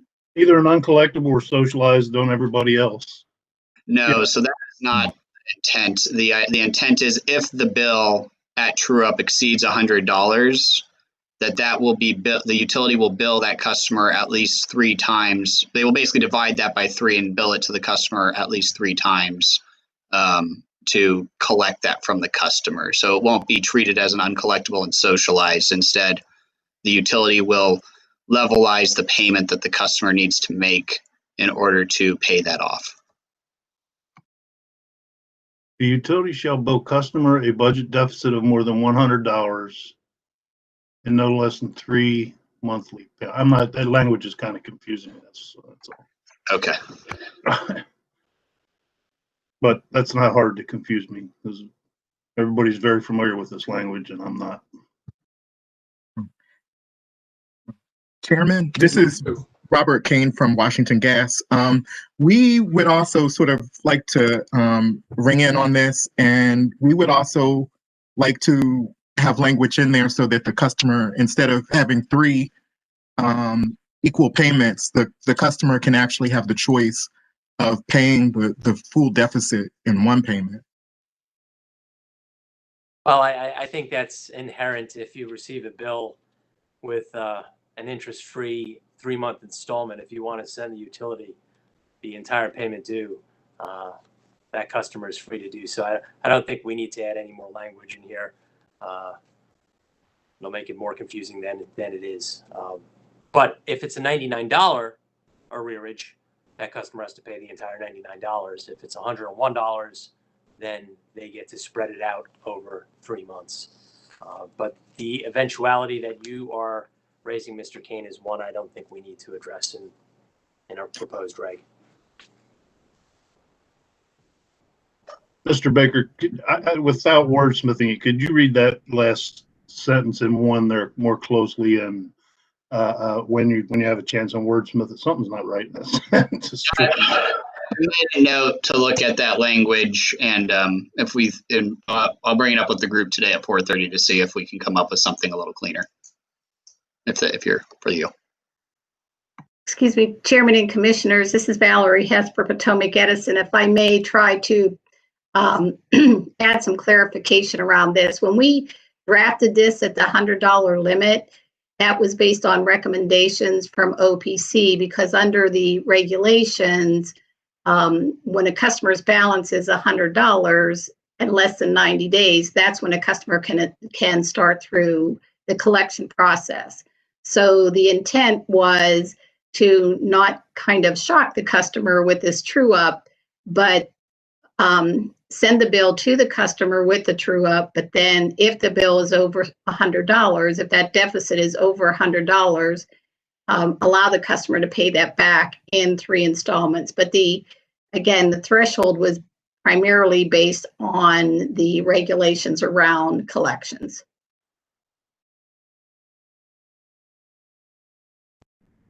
Okay, if the team could look at opportunities later this afternoon to further clarify.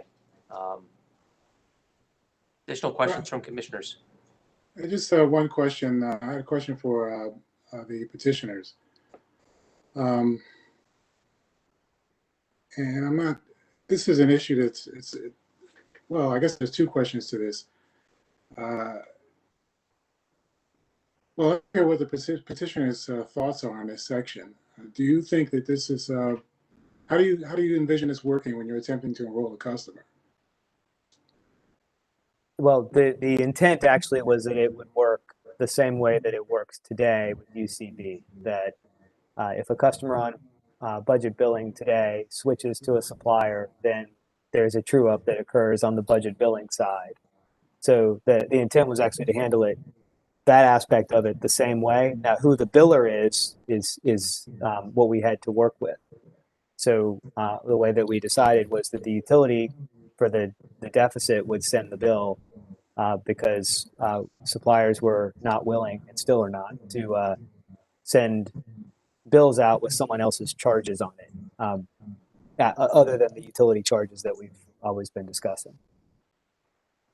All right, so there are a lot of customers that use budget billing today.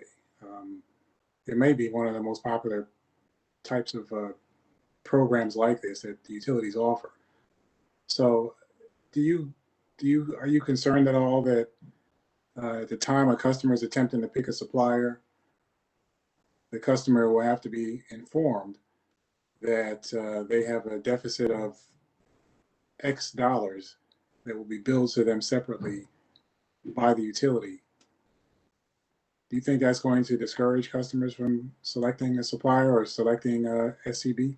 Well, again, if they're on UCB today and they go to a supplier, there's a true up that occurs, and it's on their next utility consolidated bill.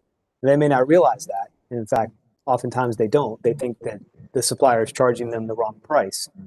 Right. But nonetheless, it's there. So this actually will make it more understandable for the customer to see that the supplier, they have the supplier that they selected, and that the supplier is billing them appropriately, but there's a budget billing true up that has to occur on the utility side.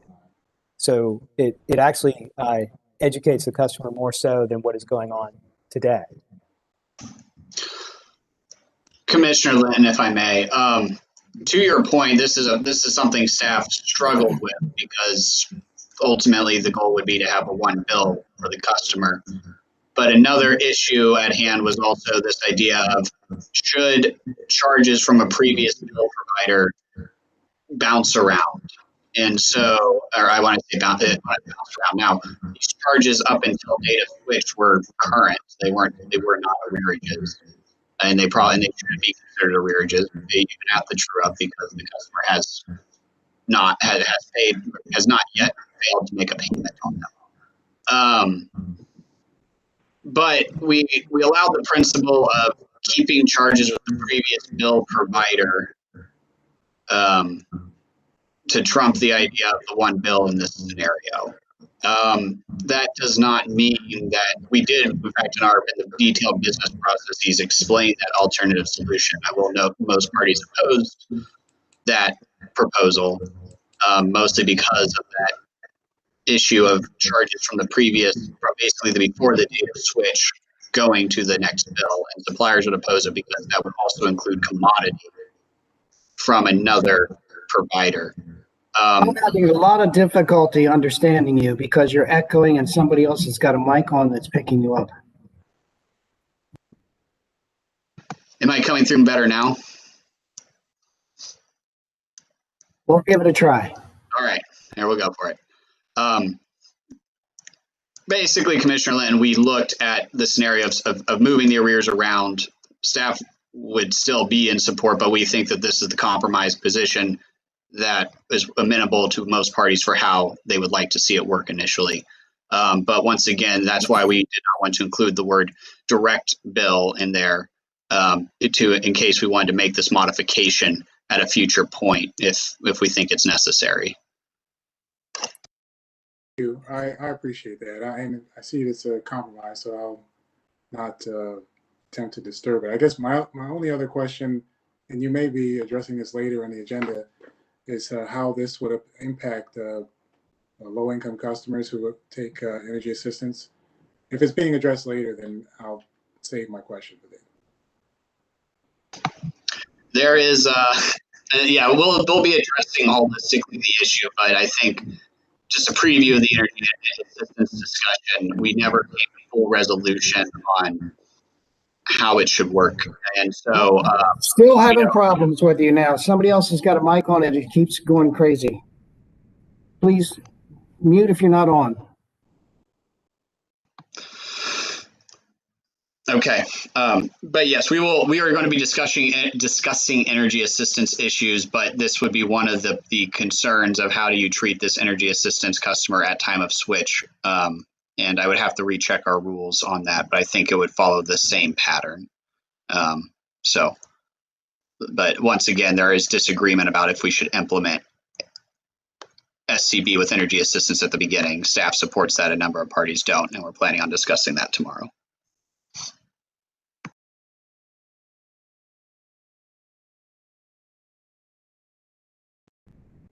Thank you. That's all I have, Mr. Chairman. Thank you. I should just note that the host advisor made two conforming changes in purple on the screen to reflect some cleanup edits as the conversation was occurring. Additional questions? I do have one just additional cleanup item that for the commission's consideration. It references a switch to SCB from utility consolidated billing or standard offer service. Utility consolidated billing is a billing service. SOS is a product. So we had proposed to put a comma and say including standard offer service. Just to tip absolute wordsmithing, but I wanted to make sure we got it right. Okay, thank you, Mr. Green. And as I said earlier, to the extent there's the need for wordsmithing at the work group level this afternoon or any afternoon this week, that does not conflict with the commission's intent. The team should make those changes. Do I hear any objection to the staff's recommendation as modified? Okay, hearing none, this proposed regulation is informally approved.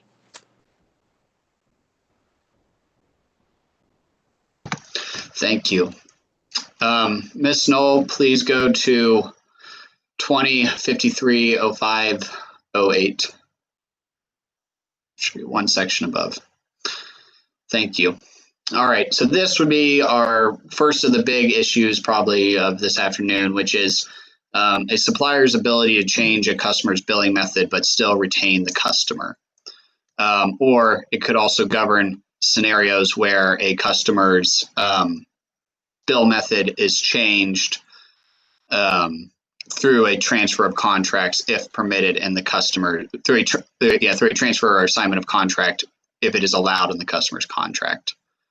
The proposal, as it stands today in the COMAR, or in the proposed COMARs, is that a supplier may change a customer's bill method if they provide that customer with two notices, one 60 days before the switch in bill method, and 30 days before the switch in bill method.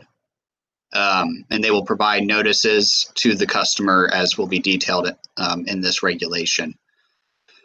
And this can occur whether it is on the customer's contract or not, and this is where the significant disagreement comes in. Under the proposed rules, if it is in the customer's contract, the proposed rules argue that a supplier may change the customer's bill method following this notice provision, and then after that date of switch, it is permanent. If it is not in the customer's contract, the proposed rules allow for them to also undergo the same approach. But if the customer after the date of switch does not want to continue under the bill method because it was not in their contract, they can opt out and go back to their previous bill method or drop to a utility without any repercussions. And this would be, and staff believes basically this principle that staff is following is let the contract govern. The suppliers believe the suppliers have submitted comments and proposed regulations that would enforce a customer changing their bill method if it's not in their contract, or a supplier changing the customer's bill method not in their contract, and set it up such that if the customer changed their mind after the date of switch, that it is a permanent, that the customer could face early termination fees and any other restrictions that were previously in the customer's contract. OPC has submitted comments that there should be no scenario in which a customer billing method can be changed without seeking first customer acknowledgement. So even if it's in the customer's contract, the supplier would need to receive the customer's agreement to make the change before the change could occur. These are the three proposals in front of the commission. Staff obviously continues to support its position because we believe the contract should govern, but we also want to give the flexibility to the supplier. We also believe that for the market, it would not be inappropriate to give suppliers the ability to change customers' billing methods if it's not in the contract, so long as the customer has the option to exit at a later date without penalty. With that, and then I should note there are other changes in this section, or in the notice section, but I would like to first cover this big issue and then we can get into the notices. Thank you, Mr. Baker. And in terms of timing today, we won't go past 3 o'clock, as I promised the parties yesterday. So it'll be a hard stop at 3, whether we're finished or not with this section. Just to be clear, the difference between staff's position and this the supplier's position is with respect to the collection of penalties or late fees? Effectively, or yes. I mean, I think that would be a good way to characterize it. So basically, the supplier would have no authority to prevent the customer, would have nothing by which they could negatively impact the customer choosing to exit from the change in bill method after the fact because it was never in the customer's contract. Could it be placed in the customer's contract and then we don't have the issue? Yes. Okay. And that would be, and that's how we've worded it. If it's in the customer's contract, the contract governs, and then the change in bill method is permanent after those 60 days of notice. Okay, if we could begin with suppliers, I don't believe the utilities have a dog in this hunt. So, Mr. Green, can you just respond to that last point from Mr. Baker, that you should have your fees in the contract and then your issue seems to be resolved? And I think we're talking about paragraph I, so we might need to scroll down. Is that right, Mr. Baker? I think that's where it is. I believe that is correct. Thank you. Okay. So the way our problem is that the way that it's written is that you'd have 2 notices that go out, right? The change in bill method would occur, and then at any point in time thereafter, the customer could leave and not have to pay a termination fee. And so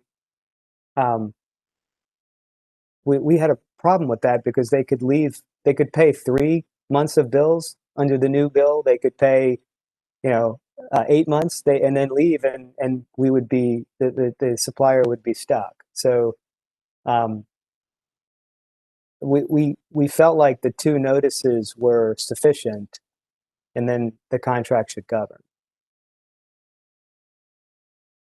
If that makes sense. Like at some point, you switch over after you get 2 notices, you're getting the bill from the supplier and you're paying it.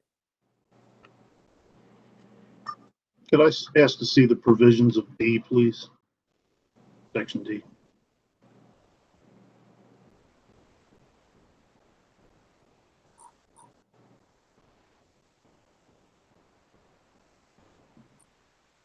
Mr. Green, can you say that again in terms of why your contract can't include language to ensure that you get paid your late fee? Oh, it can. It can. But the way I understand this provision I is that even when it does allow. Oh, hold on a second. Commissioner O'Donnell, can you mute? I think we're getting feedback.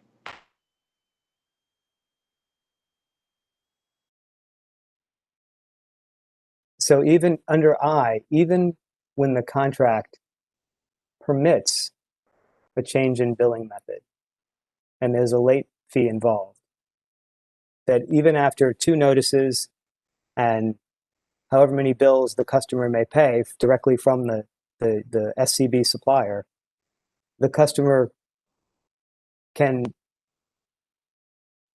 either leave, can break his contract, not pay the termination fee because he didn't like the billing method. And we just felt like once you get the 2 notices, then then that should be enough. But you've also paid the bill. You've gotten a bill from the supplier for the first time, and you've paid it. So why, at any point in time after that, should you be allowed, or should you be excused from an ETF? Right? I mean, Sorry. Does that make sense? Well, what's an ETF? An early termination fee. I'm sorry. Okay. Mr. Baker, do you have a response to that? The customer has now been noticed twice that that they've been put on notice twice. So why should the supplier not have the ability to assess the fee at that point? Because in a contract that the customer signed, they never agreed to the supplier's ability to change their bill method. So we're basically giving the supplier the ability here to do something outside of the contract. I believe unless the customer's contract permits the supplier to impose on the customer a change in billing method, then the supplier may not impose a termination fee or other penalties upon the customer if they choose to get out of the change. And so basically we're saying, look, if it's in the contract that you can prevent the change, we're willing, like we support the idea that it becomes final. But since you never had it in the customer's contract to begin with, right? This is outside of the scope. I would view this as we're allowing them to do something outside of the scope of the customer's contract at this point, and so it should not be binding. So, Mr. Green, right? I may have gotten that backwards, so I may have misstated the factual circumstances. So let me try. If I can try again. Basically, if it's not in the contract, you're getting 2 notices and you're paying the bill. The same principle applies. At some point, you have agreed to this change in bill method, and without exercising any of these options in D, which is refusing the change, dropping to SOS, or switching to another supplier. Under staff's scenario, a customer could continue to pay my supplier consolidated bill for months and then leave just to go to another supplier because they found a better offer and not have to pay an early termination fee. So yes, it can be in the contract, but and it a lot of times they are, but at some point it's got to, like, the change in billing method has to have some finality to it, and that's what we're seeking. And staff is saying that you could protect yourself by having the adequate language in your contract. With respect to a change in billing method, but right, correct, right, and as of honestly, as we sit here today, I imagine there's a lot of contracts out there in the market that don't have change in billing method language in it. I would assume that as we get closer to 2023, that language, that those circumstances for those suppliers that might be interested in providing SCB will change. Okay, thank you. Other commissioners? Yeah. Oh, sorry, Commissioner O'Donnell.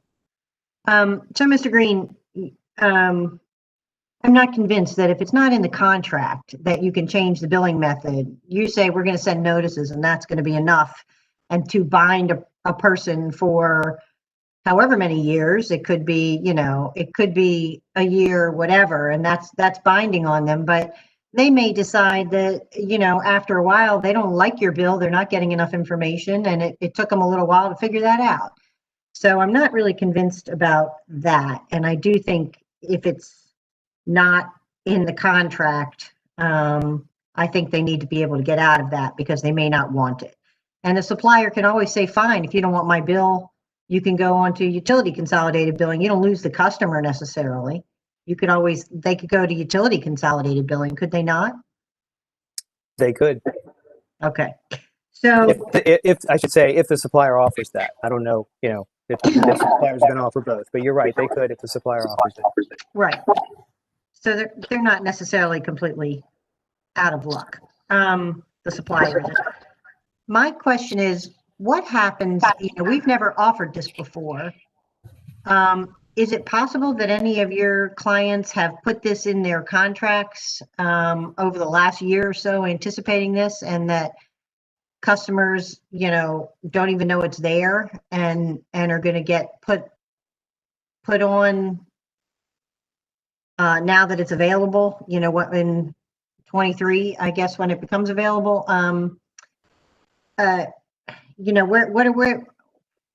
What kind of protections are we making sure that customers understand? Sorry, I lost you there. What kind of protections do customers get if your clients start putting it in now, but it's not effective for 2 years from now?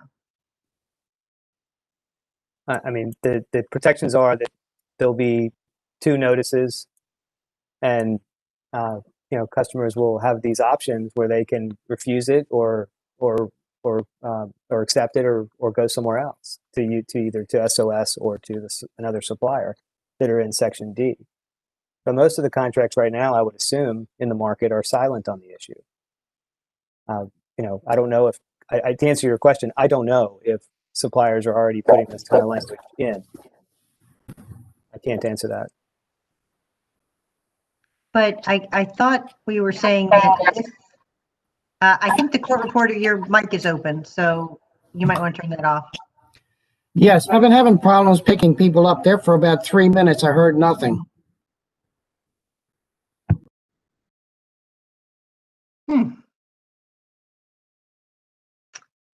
I don't know that I can go back and redo it, but can you hear us now?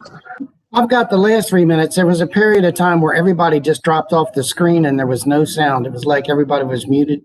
I was even muted. I couldn't get out of it.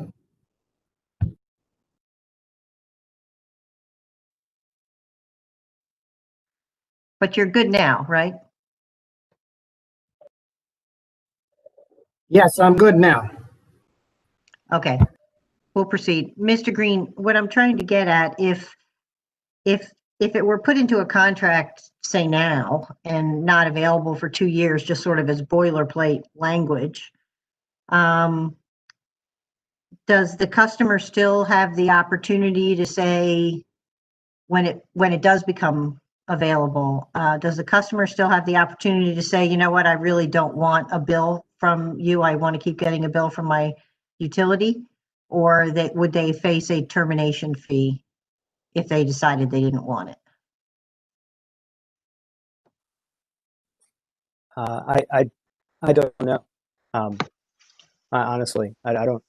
That's a hypothetical that, quite frankly, I personally haven't considered or talked to with my clients. But I think if the issue is the early termination fee and should they have to pay it, they have the opportunity when they get the notices to go somewhere else or to refuse the change.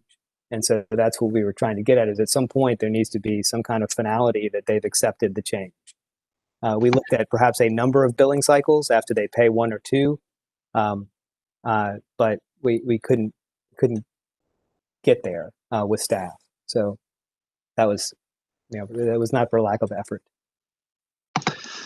Commissioner Hermit, if I may. So yes, I believe if the boil as the COMAR is written today, Ms. Knoll, if you don't mind scrolling up to the notice sections.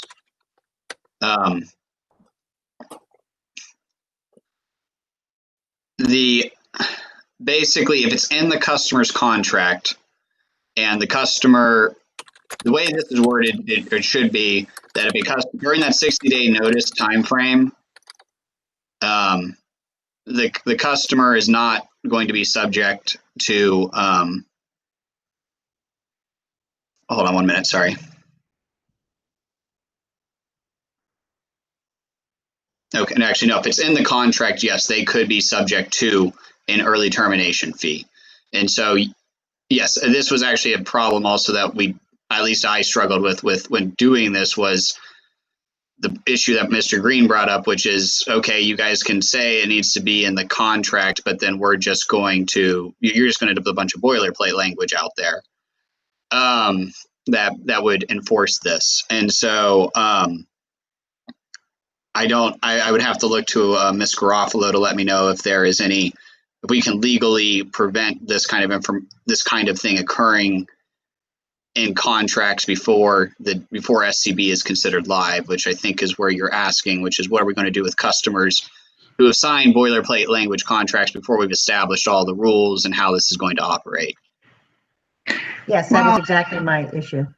Yeah, I think really the customer, whoever that customer is, and whoever the supplier is, would be bound by the terms of the contract. So I'm not sure that we can resolve that in advance. Was that your question?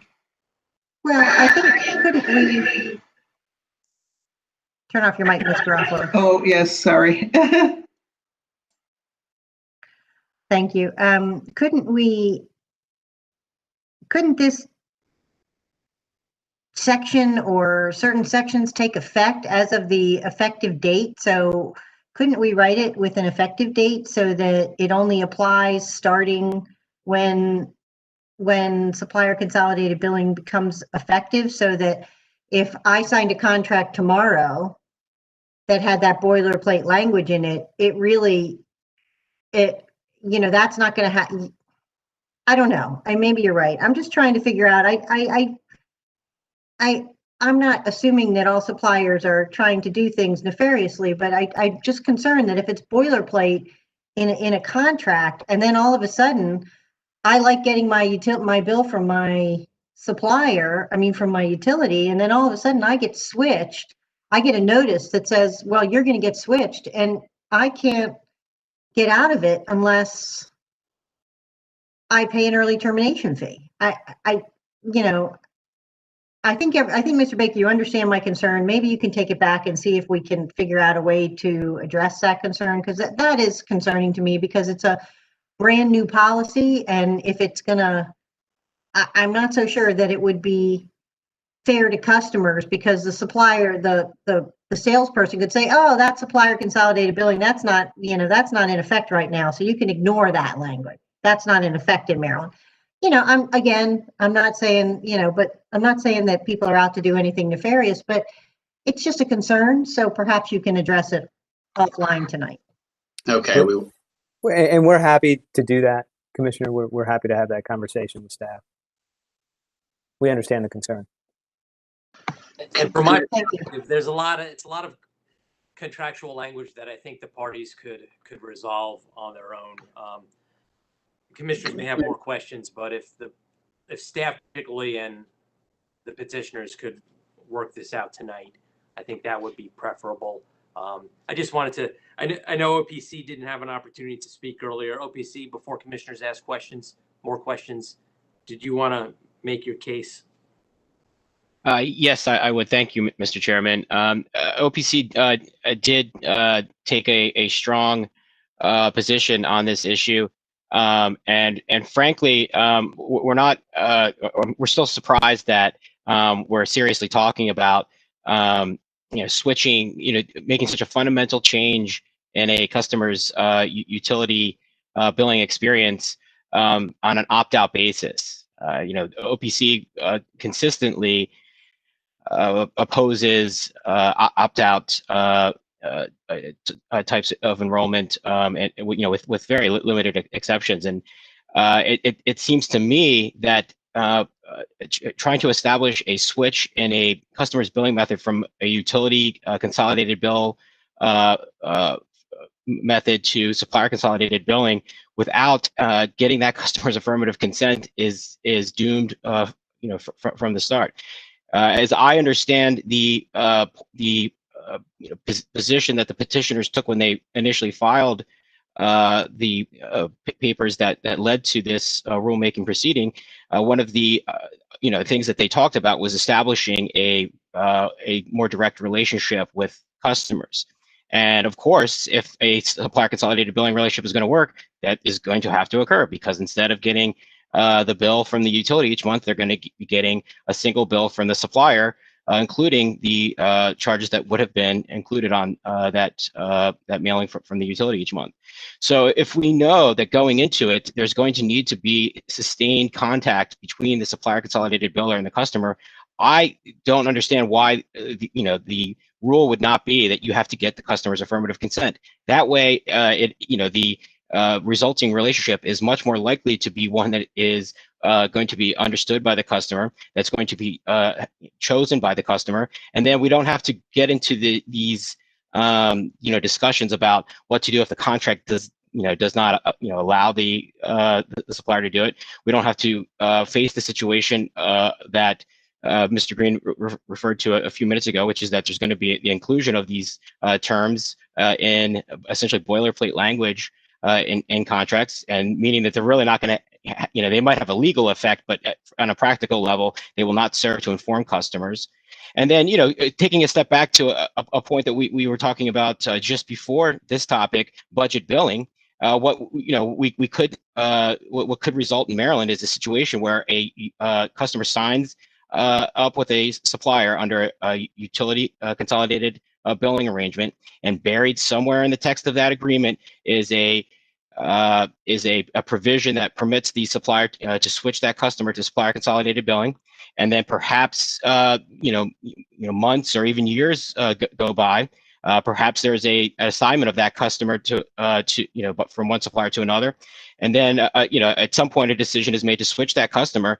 And if at that point that customer has a large budget billing balance that needs to be trued up, might be 30 days in arrears, they might have a number of utility charges that come due immediately. And it's all going to be premised on whether or not the customer received and understood 2 notices and or a boilerplate provision buried somewhere in their contract. And frankly, OPC just does not understand how that will lead to a successful supplier consolidated billing program. And frankly, I don't know that it matters that not every supplier might do it. It matters that some may.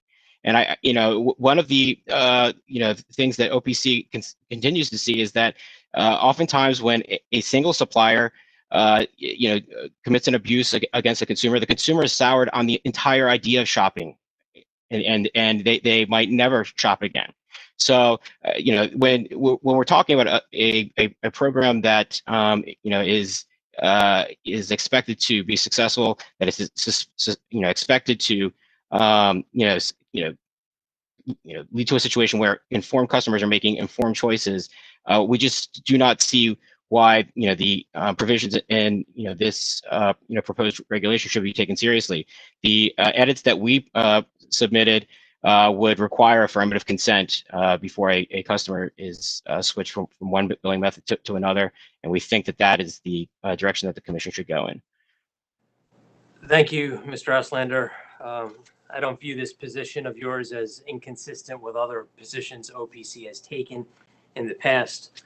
The Commission continually looks out for improper business conduct of the suppliers licensed in Maryland.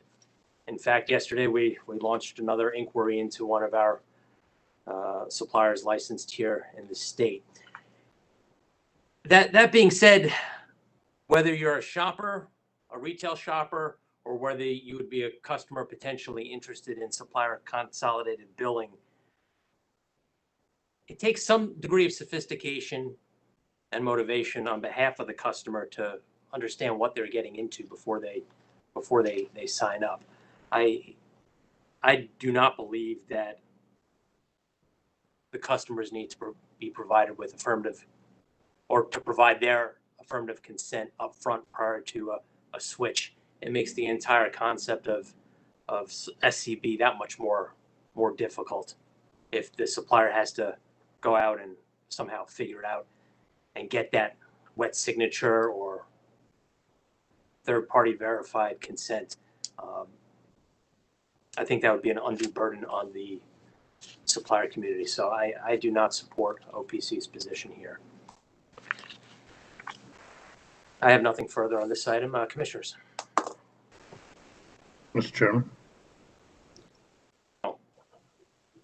Mr. Auslander, I wanted to ask you your position on opt-in wouldn't apply to someone who's being switched back to SOS for arrearages, correct? Meaning that they had defaulted on their payment obligations to the supplier consolidated biller? Yes.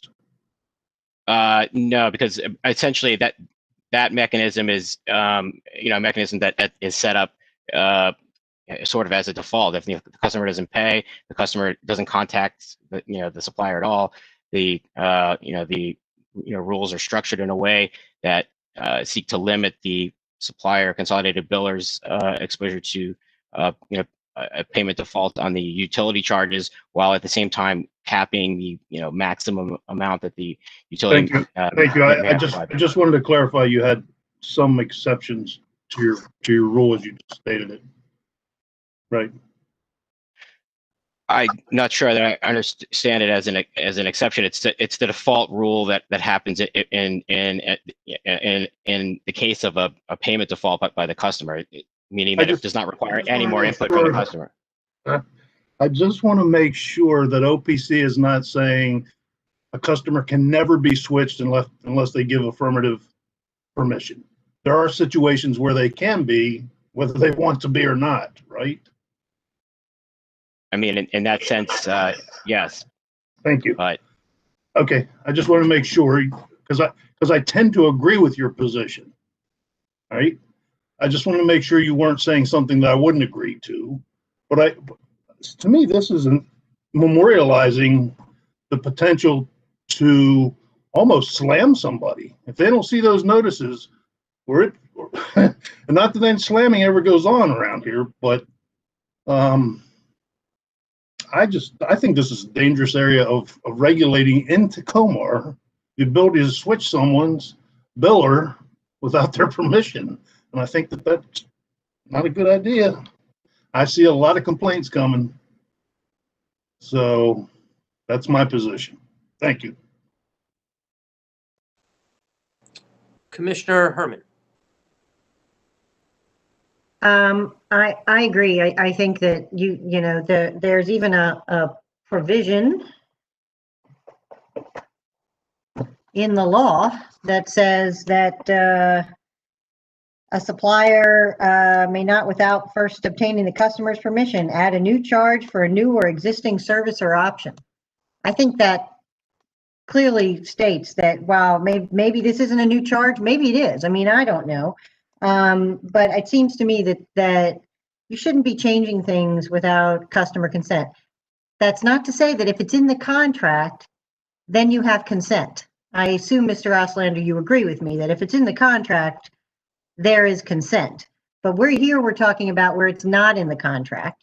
And so with respect to it not being in the contract, I agree you need affirmative consent.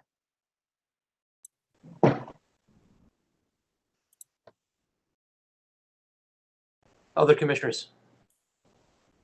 So I have a question for, I'm not sure who it's for. We'll start with staff, I guess.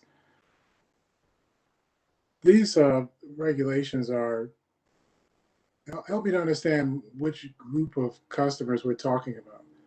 Are these regulations for customers who are currently, well, we won't be using these regulations until 2023. So these would be customers who in 2023 have a supplier or are interested in enrolling with a supplier. Customers that have a supplier that provide supplier consolidated billing. Okay. So, and we're assuming then that that particular customer does not have a language in their contract that describes or talks about supplier consolidated billing. We're discussing both. This regulation is attempting to address both. And so if it's in the contract, this basics is worded is that the contract governs and that after 60 days notice, the bill method change occurs. It is also structured such that if it's not in the contract, they can still change the customer's bill method, but the bill method is not binding upon the customer if after that date of switch or change in bill method, which is what us, the petitioners, have been going back and forth on. Okay. All right, thank you.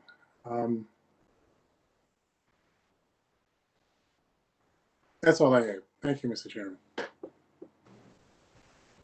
Thank you. Commissioner Richard, would you care to share your thought, or would you prefer that I provide a proposal for everybody's consideration at this time? Oh, well, I guess after listening to all the answers, I'm coming down to being pretty comfortable with the staff position. I think, on one hand, I'd like to see this work for the suppliers, and if they have customers, I think that they have a degree of relationship there. But I like the staff position first. If they don't have anything in a contract, that they will be held without penalty. And that I think there's an advantage to the suppliers at that point. They can get the customer started, develop that relationship, and then try to formalize it. And then, of course, if there is language in the contract with the notice, I believe that again strikes the right balance. So at this point, I do like the staff position, but Mr. Chairman, I am very sensitive to the customer experience, so if you can improve upon that with your recommendation, I'm all ears. Thank you, Commissioner. I am in much the same camp that you are, with a preference towards the staff position. But what I heard from both staff and Mr. Green is that the parties will go back this afternoon and try to resolve their differences and bring something back to the commission tomorrow. And I would support that to the extent that they can and to the extent that they could honor the terms of the contract.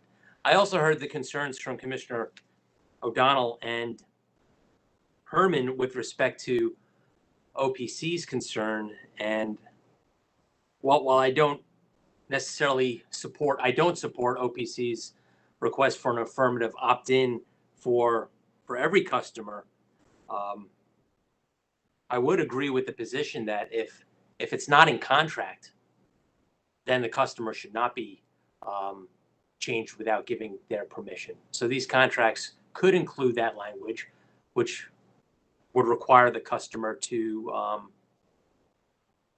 allow for a change without their consent, and that should be in the contract. So primarily, just to sum up, as I understand it, the proposal that I'm about to make is that staff and petitioners work on resolving their differences, but note OPC's concern that to the extent the contract does not mention a change in billing method explicitly, then that customer cannot be transitioned without affirmative consent. That's the proposal. Does any commissioner oppose that?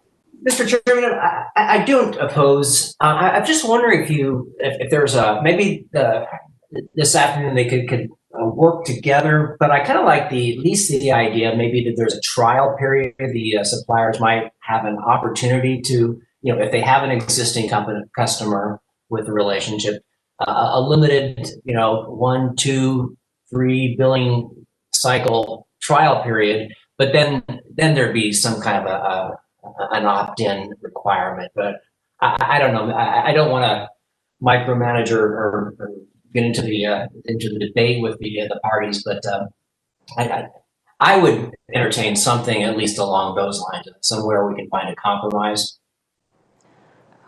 The difficulty I see there, Commissioner, is including a trial period in a permanent regulation that would be temporary in nature. I think we've given the parties quite a bit to chew on this evening. Thoughts from other commissioners or opposition? I'm not opposed, but honestly, I see this as largely a transitional issue. By 2023, those suppliers that are truly interested in SCB will promote it as a primary part of their business model and their marketing strategy. I can't imagine it would be hidden in their contract. There's a lot of investment they'll have to make in order to even offer it.